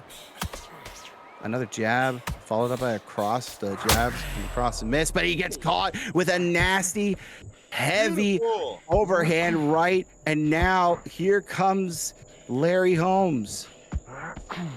Uh-oh, Fury is wilting a bit. And still defiant as ever is Versatile. Yeah, the competitor himself, no retreat in him. But he is only a man, even if he's Tyson Fury. He's taking repeated big right hands from Holmes. That head health is still low, so low. Look at it. Oh my God. Yeah, you're right. I'll say this though. It seems a lot, and I thought this was happening before, but I didn't follow with the read. I would say that he uses that taunt to then follow up with the straight, and it's being somewhat successful. But right now, he's in a lot of danger. He got rocked there. He's got a 2-bar left cut on his left eyebrow. He needs to do something. Now, Versatile's in loose footwork, but he's still relatively, I'm not going to say he's slugging it out, because he is going back and creating some angles, but, you know. I think it's tough. He's going to back up a little more. He's still being aggressive. If you're going to be this aggressive in loose footwork and you're ahead on the scorecards, he just wants to put on a show. We'll say that. Yeah, well, I think this is one of those situations, right? Tyson Fury's footwork and his range kind of force you to fight like this, because if you put yourself in regular footwork, you're not catching him, and you're going to have to eat a lot of shots in order to get into into close range. So it's a tough thing, right? Because on one hand, as I've said in the past, not so great to be trying to be a aggressive fighter with loose footwork. It's a lot of countering and a lot of distance fighting with loose footwork. But against Tyson Fury, man, I mean, loose footwork can help you get into the pocket, and you need that. Yeah. Very nice double jab again. Definitely needs to keep using it. It's been helping him a lot. We see some more blood coming out of Fury. I don't know if it's 3. Oh, that was close. Playing with fire. I don't know if he's got 3 bars, but it's starting to bleed some more. Another right hand connects on that cut. Yeah, and I think at this point, Treehouse needs to start mixing up his other strikes, because he's looking and targeting that eye so much that if Versatile notices and just dips back at the right moment, he'll leave Treehouse in a vulnerable state. A very nice body hook there. Lands, and now he gets a really nasty knockdown followed up by a taunt. And that was a power straight that just knocked down. That's the first knockdown of this fight. And it comes for Versatile against Treehouse. Make a little bit of space. Tree was getting a little, on his front foot, throwing the same punches a little too much. And they were connecting. But finally, Versatile's like, look, I'm going to kind of step off a little bit, throw a power right. Boom. Caught him. Big shot. Beautiful work there. Tree ain't done yet, but, I mean, that's that's gonna keep him on, keep him respecting Versatile a little bit. I think that shot put him down. Oh, absolutely. Yeah, let's do. I think that's the thing too. Is it now? Treehouse is getting very one-dimensional. Is looking so much for that right hand. He's now not in. I mean, he's now not in loose footwork anymore. So if this is the case, and it is the case, then it's no longer a situation where all I want to do is headhunt anymore. You have the cut on your eye, right? So if I want to hit your head, I'm hitting your body. And why? Because you're going to have to respect my body shots or you'll get knocked down. So to open up the head, it's not just, walk forward and eat a power straight like that, which was nasty. It's go and like make the other parts of the person's body hurt, so that he's forced to cover those parts of the body, and thus it will open up the head. Or you're going to trade with him, which at this point you got rocked. You may not want to do. Exactly. 1 minute left. 10th round. Tree's never out of it. I've seen him come back on some crazy stuff. The Versatile is, nice shot. Cut it again. I don't think he's going to be able to stop it on cuts. I've seen crazier stuff, though. Nice 1-2 there, lands down, Versatile. Nice body, uppercut there. Definitely. I do think Versatile can set a trap where he can kind of scoot back. Ooh, got him in the corner. That was nice work, keeping him in the corner there by Tree. Nice. Ooh. Oh, big shot. That was worked by Tree. I was literally going to say the opposite, meaning Versatile needs to get some space and back up, maybe, lunge back, fire that right hand as a counter. But when you're back in the corner like he was there, and he is right now, like on purpose, is he trying to rope a dope? Because I think that's the opposite of what he needs to do. Tree can pick him apart here and catch him. Yeah, I don't know really what the game plan was there, but he's out of the corner now. But now he's. Oh, I see what he's doing. What do you think? Well, he's pushing against the rope, and then as Tree walks in, he circles around him to trap him. He did it there, and it landed successfully. But and I think all that is because nice jab 1-2 there from Versatile. And I think all that is just he's getting a little frustrated by Tree moving so far back that he's even out of ice and fury. So he's a little bit tougher to go through. It's all good. It's all good. That was the producer telling me I was hard to hear and made me laugh. But yes, the point being is that what's going on is he's getting a little frustrated by the distance that Treehouse is kind of putting between them. So that's why he was going against the ropes and trying to turn it around on him. Okay, I get it. Definitely lure him in and then switch him at the last second. Get him in that corner. Because, Larry Holmes with that speed, that's what really, and Tree's used it to some effect, but maybe not as much as I think he could have. That's the advantage he's got over Versatile. He's got over Fury is the hand speed and footwork speed. Yeah, no doubt there. A nice hook there. They both trade successfully. And so far, so good from Versatile to avoid getting his head hit. He's doing well. And now, again, we're starting to see him do this, really tough circling. He has his opponent cornered, but he allows him to break out. And a nice 1-2 once again lands. Almost lands the power straight. Does not successfully go. And he dips underneath that right hook as it comes around. Goes for a taunt. Power straight again. That's his bread and butter. He's saying this is Fight Night Champion, and I'd like to do that power shot. That's almost exactly how they would do it too. Right, exactly. Nice. Wind up and whoop, 7% stamina back for Versatile, so a little bit of the rope-a-dope. He got some damage out there too, but mostly playing defense, and I think he's trying to set a trap where Tree might have to just unload a little too much and big shot counter. But Tree's being smart, just trying to take one shot at a time here. I don't like this rope-a-dope by Versatile. I just no need to do this, I don't think. I don't. He's doing a great job of combating it and not falling into the trap. Yeah, I mean, he's putting himself in danger. And like I said initially, I thought that the reason was, and maybe he's just trying to be actually like Tyson Fury, right? But this is a game and it's not working, and you look like you're getting beat up, and you are. So you might want to change it up. Tree just reacted perfectly. He just threw a shot, took a second, threw a shot, took a second, couple shots. Oh, the patience has paid off, and now it's time to swing. Big nice body. Shot to the body. Not Unfortunately, big Fury though.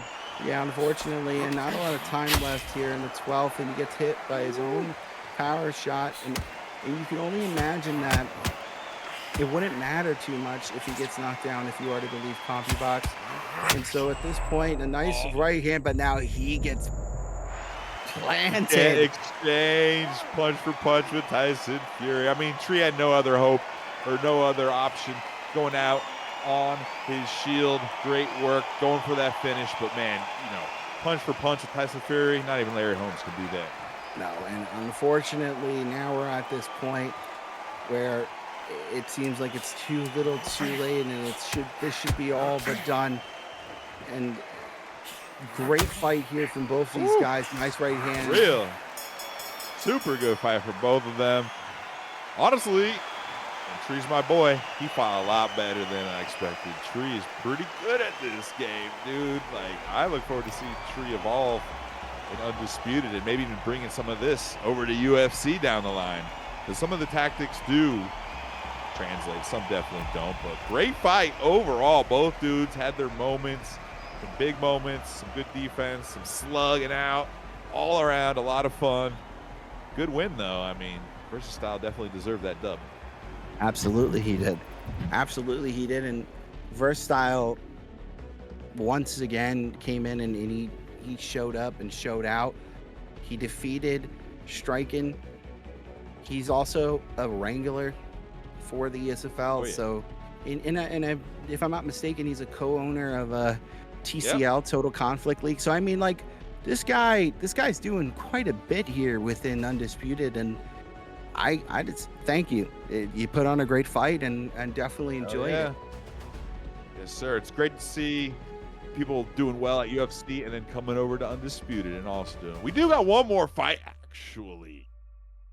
Let's see if we can find the link to this last fight. All right. In the meanwhile, while we get this last fight, because we did lose the main event, unfortunately, Kenner was not able to make it happen, but we were able to get someone to replace him to fight Easy Work GG. I do believe if we can find that link, I go dig it. There we go. Jack Hanna is stepping up. Easy Work's taking on all takers. Jack Hanna, I don't know without- who this guy is. He's just coming for the dub. He's like, hey, throw me in last second. I'm gonna upset the world, take out Easy Work. Jack's fought in some UFC. I don't know if we find Undisputed yet with ESFL, but hey, no better time than the present. All right, we're gonna get them to lock in. It looks like there we go. Coxey just told them to lock in. Lock in, gents. Last fight of the night: Jack Thunder Thigh, aka Jack Hanna, versus Easy Work GG. Jack who Thunder I'm Thigh. really glad we were able to get Easy Work a fight tonight, man, because it just would have been a shame not to get a fight with him. And big shout out to Jack for showing up, man. Of course, especially after the performance that he had last week, taking out EK Warrior. Yeah. It truly is a deserved main event spot 2 weeks in a row for Easy Work GG, because quite frankly, this guy is the main event. He wants to show up, show out. He's going to put in a really good show. I don't know much about Jack Hanna, but if he plays UFC 5, then I like the guy. Unless he's doing stuff I don't like, in which case I guess I don't like. Otherwise, he's scum of the earth. He's scum of the earth. He's grappling. How dare you grapple in an MMA game? Anyway, I digress, and we're underway. Carl Froch taking on Roy Jones Jr. and Easy Work picking Roy Jones, and has landed a ridiculous combination: 2 jabs to the head and a nice elite hook to the body. This is a super fun matchup. Froch versus Roy Jones. I don't think we've seen either of them last week or this week, and We did not. they're both kind of high level. And Jones, you could say maybe he's a meta type character, but they both have legit styles, contrasting styles. Jack Hanna's definitely pushing the pace, pushing forward. See if Easy Work sets traps or how he deals with Froch coming forward so much. Buck 30 left first round. Nice work by Easy Work. Easy Work's already gotten some real nice counters. Left hand of Roy Jones is just so slick. I'm sure y'all heard this on Joe Rogan a million times. I certainly have, but apparently Roy Jones Jr.'s left hand or his left bicep's like twice as big as his right because he throws that left hand so much. It's so powerful. Actually, but of never course, heard he's that super before. slick with his right hand. I swear, Rogan said that so many times. It's stuck in my head forever.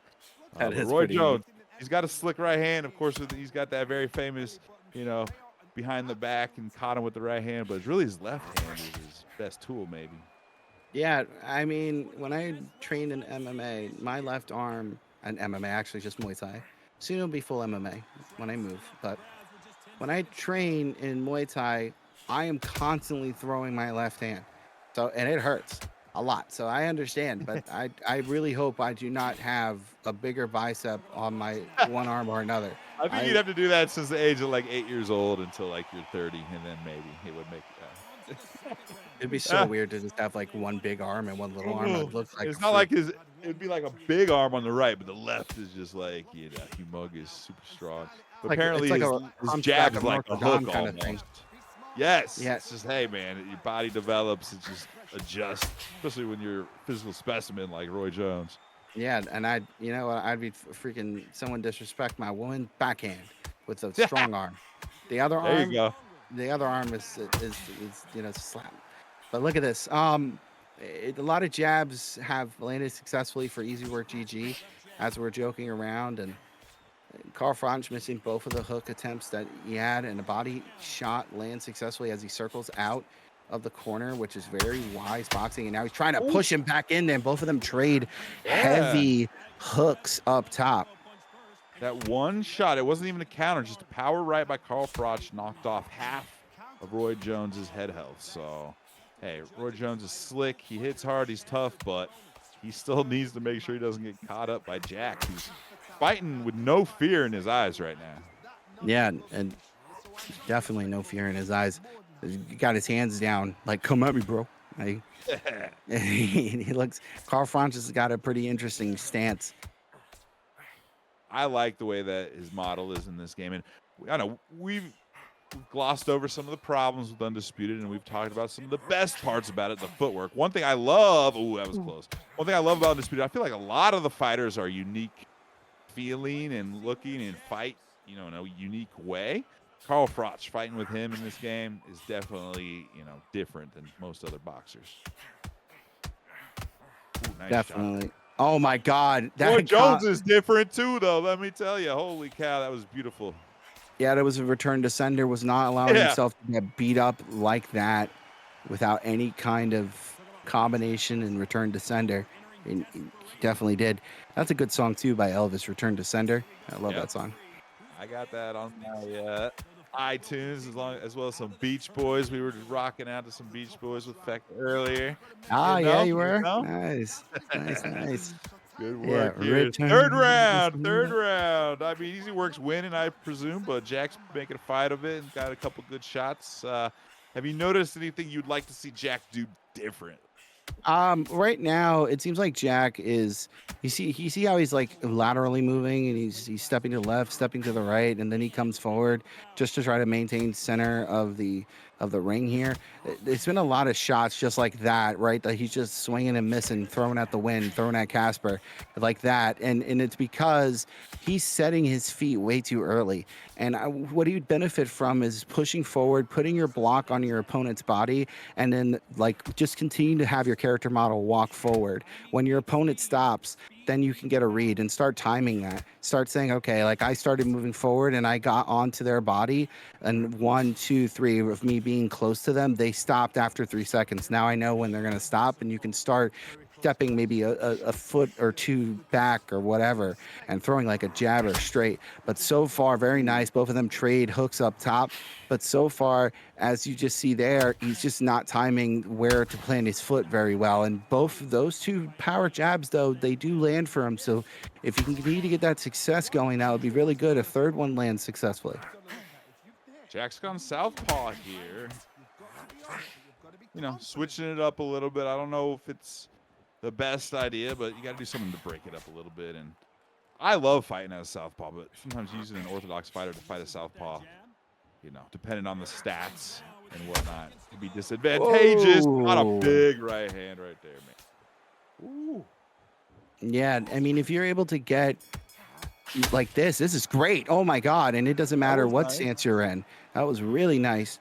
Both of them really landed some excellent shots there. I would give Carl Froch that exchange a little bit, and I'm not so sure if he won this round, but that last exchange he definitely did good in. And CompuBox is saying no, all 3 rounds are going over to Easy Work GG, and it makes sense to me. It does, but it's that last round was probably the closest of all them, I think. Oh my gosh, that had to do some good damage. We can't see, but that was flush, perfect distance. Nice. And the combinations that are being thrown right now from Easy Work GG, a lot of them are landing in consecutive order. Ooh. Oh man, but he just got caught with a lead hook, and that was nasty. Froch is tough, man. He ain't ever out of this. But I'm telling you, Roy Jones, one of the best character models. And when you're in the hands of Easy Work GG, like, yeah, good luck, dude. Good luck. That's why I'm giving Another Jack right overhand respect for this. He's actually fighting quite well, but that was perfectly timed by Roy Jones. Well, it's about time, Boiler. You know what time it is? It's a chess reference. That's my one and done of the night. I haven't done one just yet, but this is one of those things that, and It had to come, and it had to come out today. Uh, but what you're seeing so far, and what I love as a reference here, and I'd like to talk about, is like an opening, right? So in chess, you have different openings. There's like an old Benini opening, a Carl Khan. I digress. And these are basically the steps that you're going to move your pieces in to start any game. There have been so many games of chess, over millions of them, that they have labeled these steps. And what we're noticing right now, I'd like to think of, is that the openings that are coming around, for one, now Jack's getting very frustrated. It feels like he just can't Right. find him Yep. at all. And but the difference about that is that he's opening up he's making too many openings to his back line, right? Like to reveal powerful pieces. And the way he's doing that is he's pushing pawns too far, and then he's not moving them far enough. And that's why now he's just pushing himself back, because he's so frustrated. He's like, I can't hit this guy. I just, like, every time I push a pawn forward, they're vulnerable, and he's taking them. He's taking, now my king's gonna get exposed soon. You gotta, if you're playing chess just like you're in boxing, you got to know what your opening is, and you got to know when you can open up. Because as you can see here, he's so frustrated. He's in the wrong stance for Carl Franch, at least not the one that Carl Franch starts in. And in addition to that, now he's just always on the back foot, and all that is because he doesn't know how to open up. But I will say this: ain't nothing wrong with what he's doing at all. Like, he can continuously walk backwards as much as he wants, and if that's going to frustrate Easy Work GG, then I'd say continue to do it. But obviously, that's not going to win you your judges' scorecards. So you're going to want, if you're going to do that, you're going to want to figure out the timing and land. So far, he hasn't been able to land anything, it seems, in this round.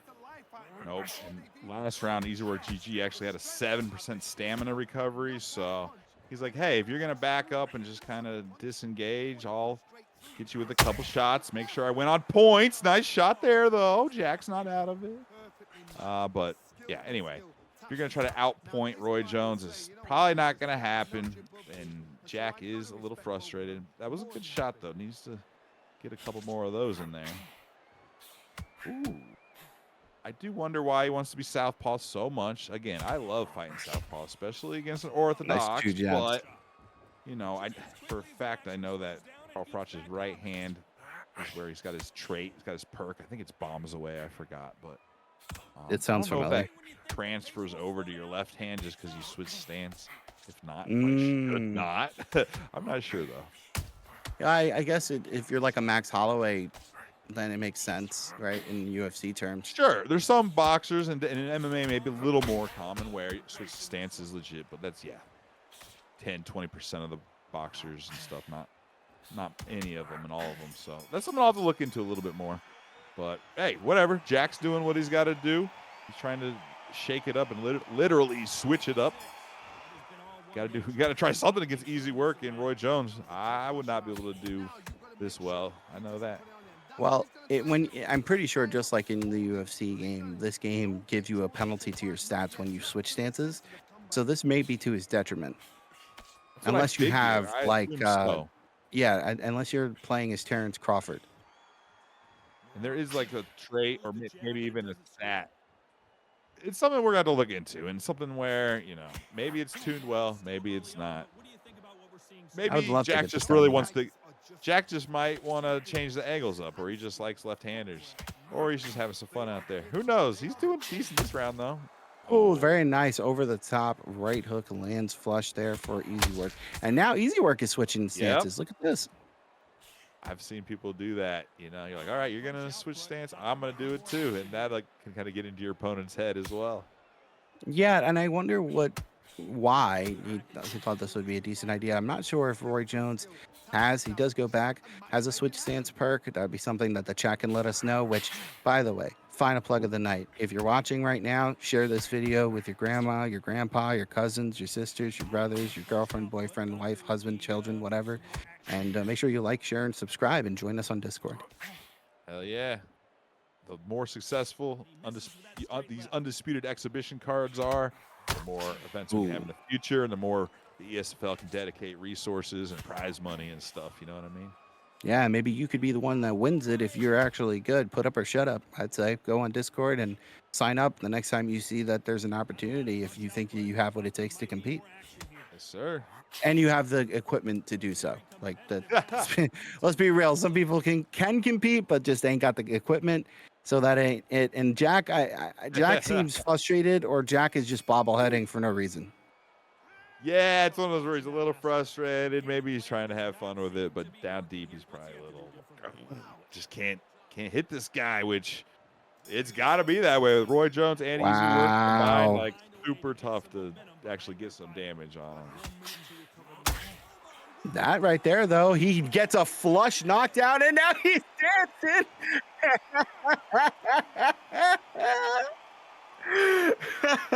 Wow. He caught from wow. That Holy cow! oh God. my.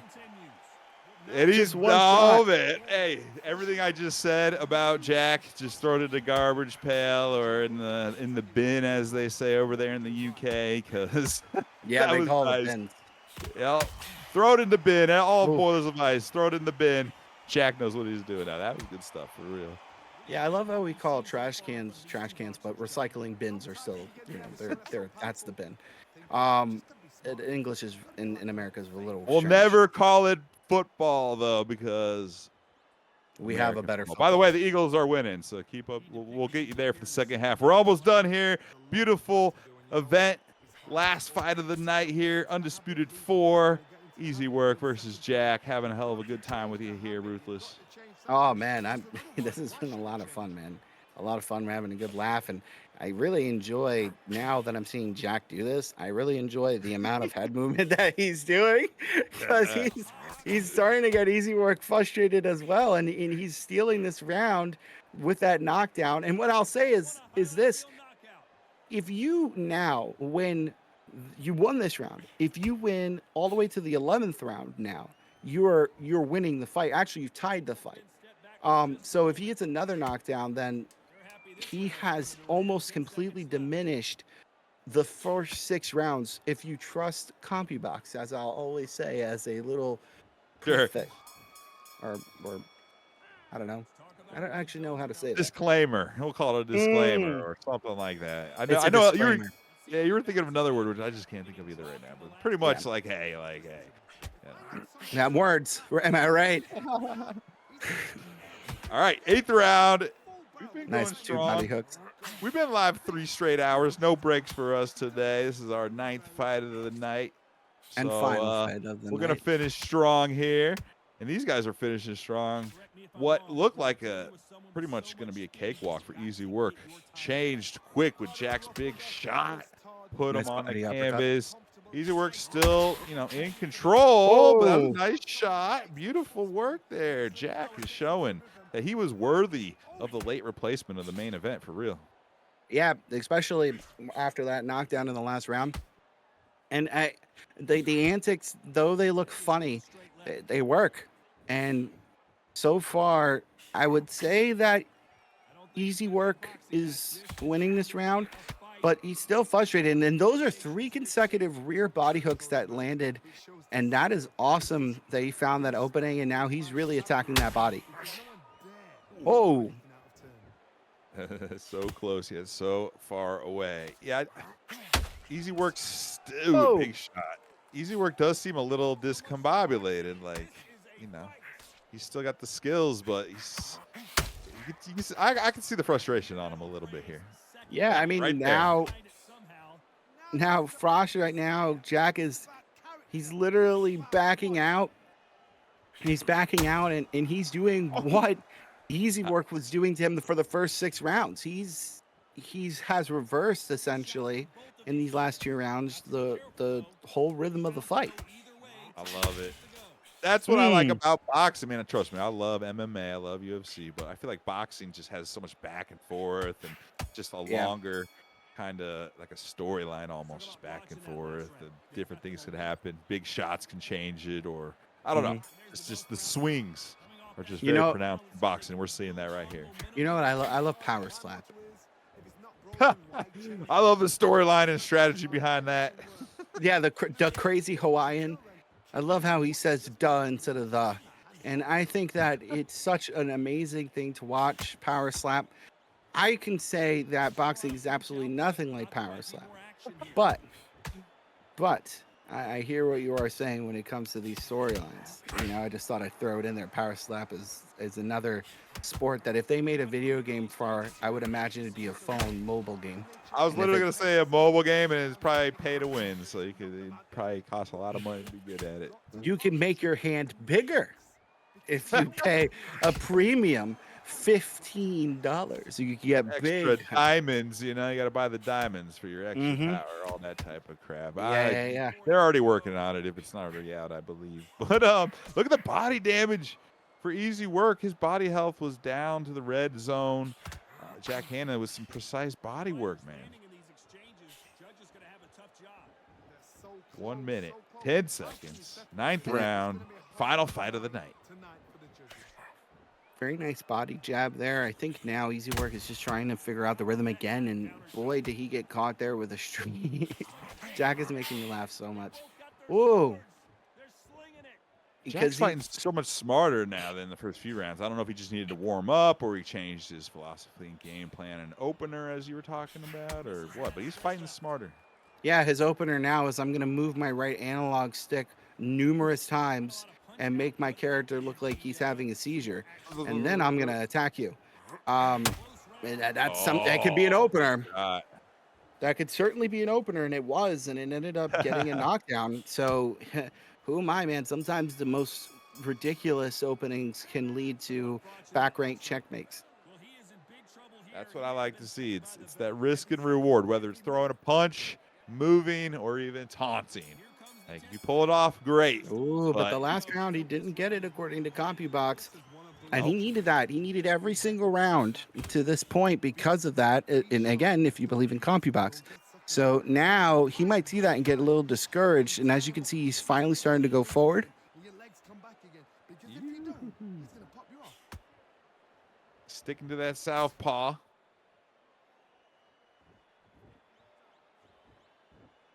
Great fight to end a great event. Pretty much every single bout's been very very fun. I like it from Easy Work GG, and I am a fan of doing what he's done. This game taught me one thing about fighting in video games, and that is patience. Because I would go and oh my god, awesome. And it has changed me in so many ways when it came to gaming, just playing this alone. Because I would chase people and get beat up, and then I realized, oh my god, I do that all the time. But then I realized I don't have to go anywhere. My character model will stay where I tell it to, and I don't have to go forward. And I like what Easy Work is doing right now. He's really starting to use his steps, and realizing he's up and causing Jack to have to come forward and have to engage him. I'm kind of shocked that he's doing it now and didn't do it earlier. Yep. That's nice. Those storylines and adapting and just realizing, damn, I've been stupid. Let me change this.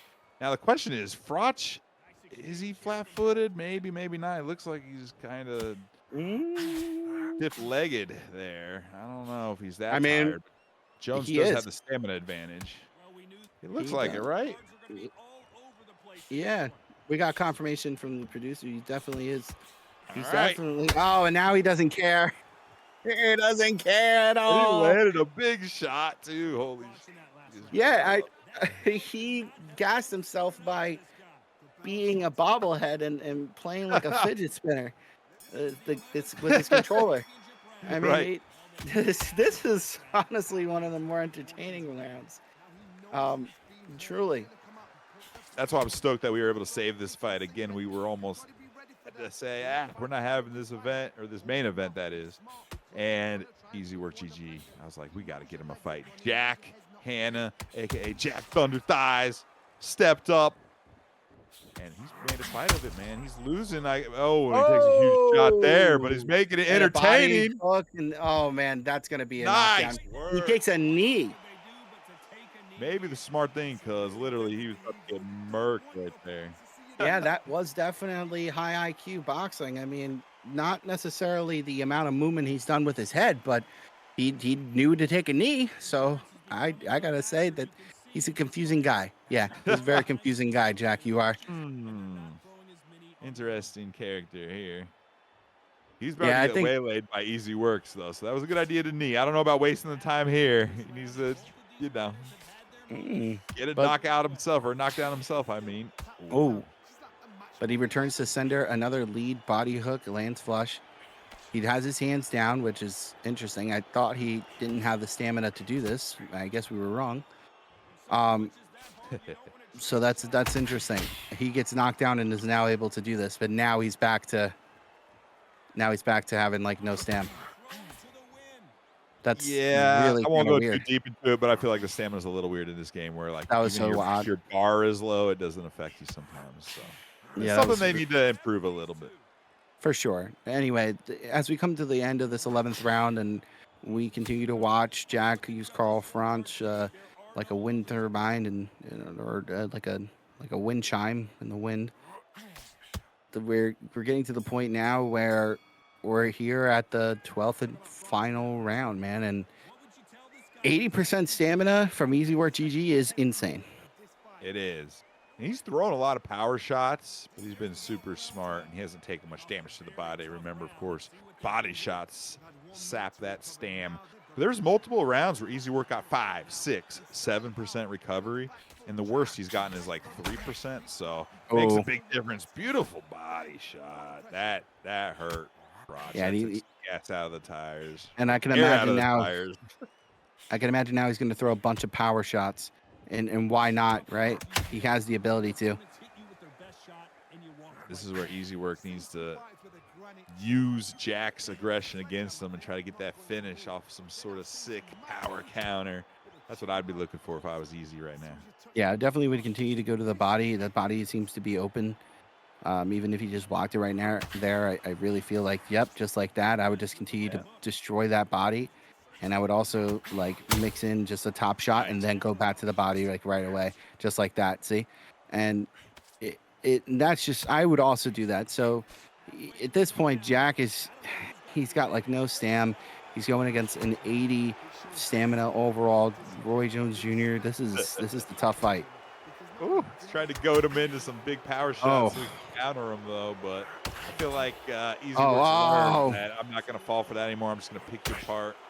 Oh, yeah. If a rock isn't going to happen soon, I don't know how he's standing right now. My God. Just tough as hell, but he's taking big shots. Oh.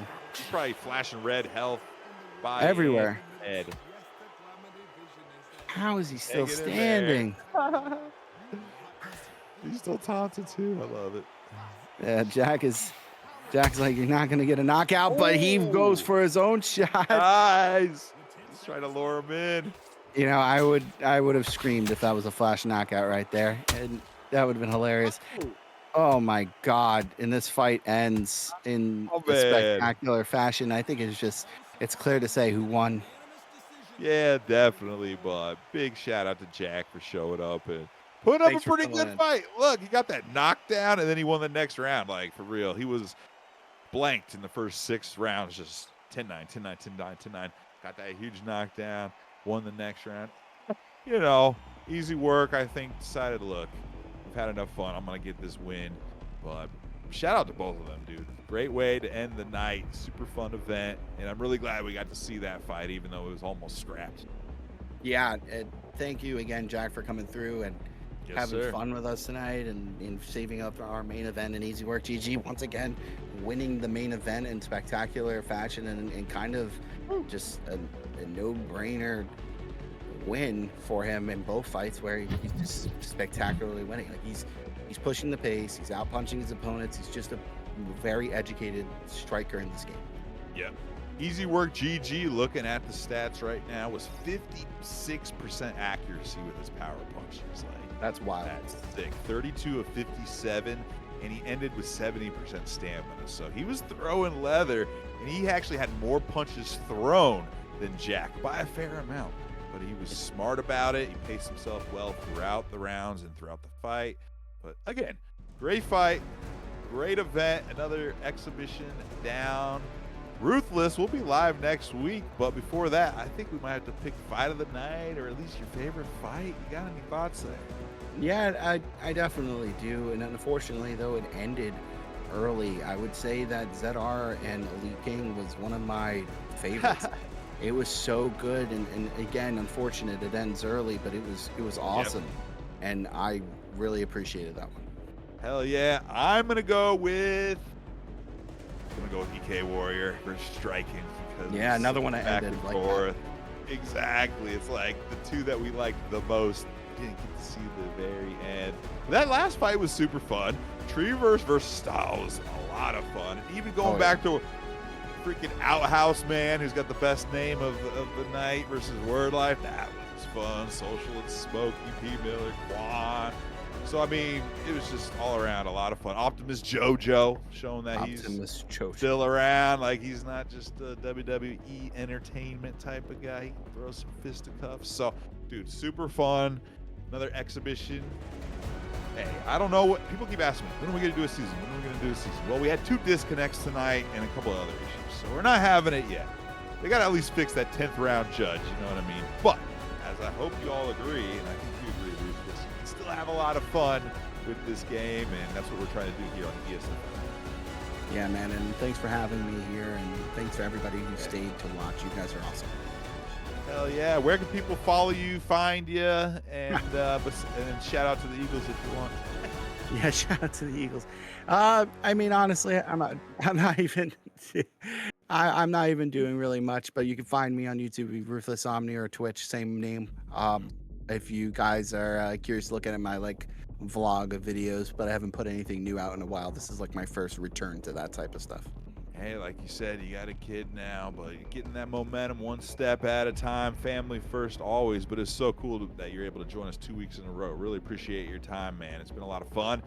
Don't be surprised if we invite you more than you even want to be on air. So we'll get you back in here soon. But yeah, man, it's been a lot of time. Well, me, you can find me at Boiler569. That's all you need to know.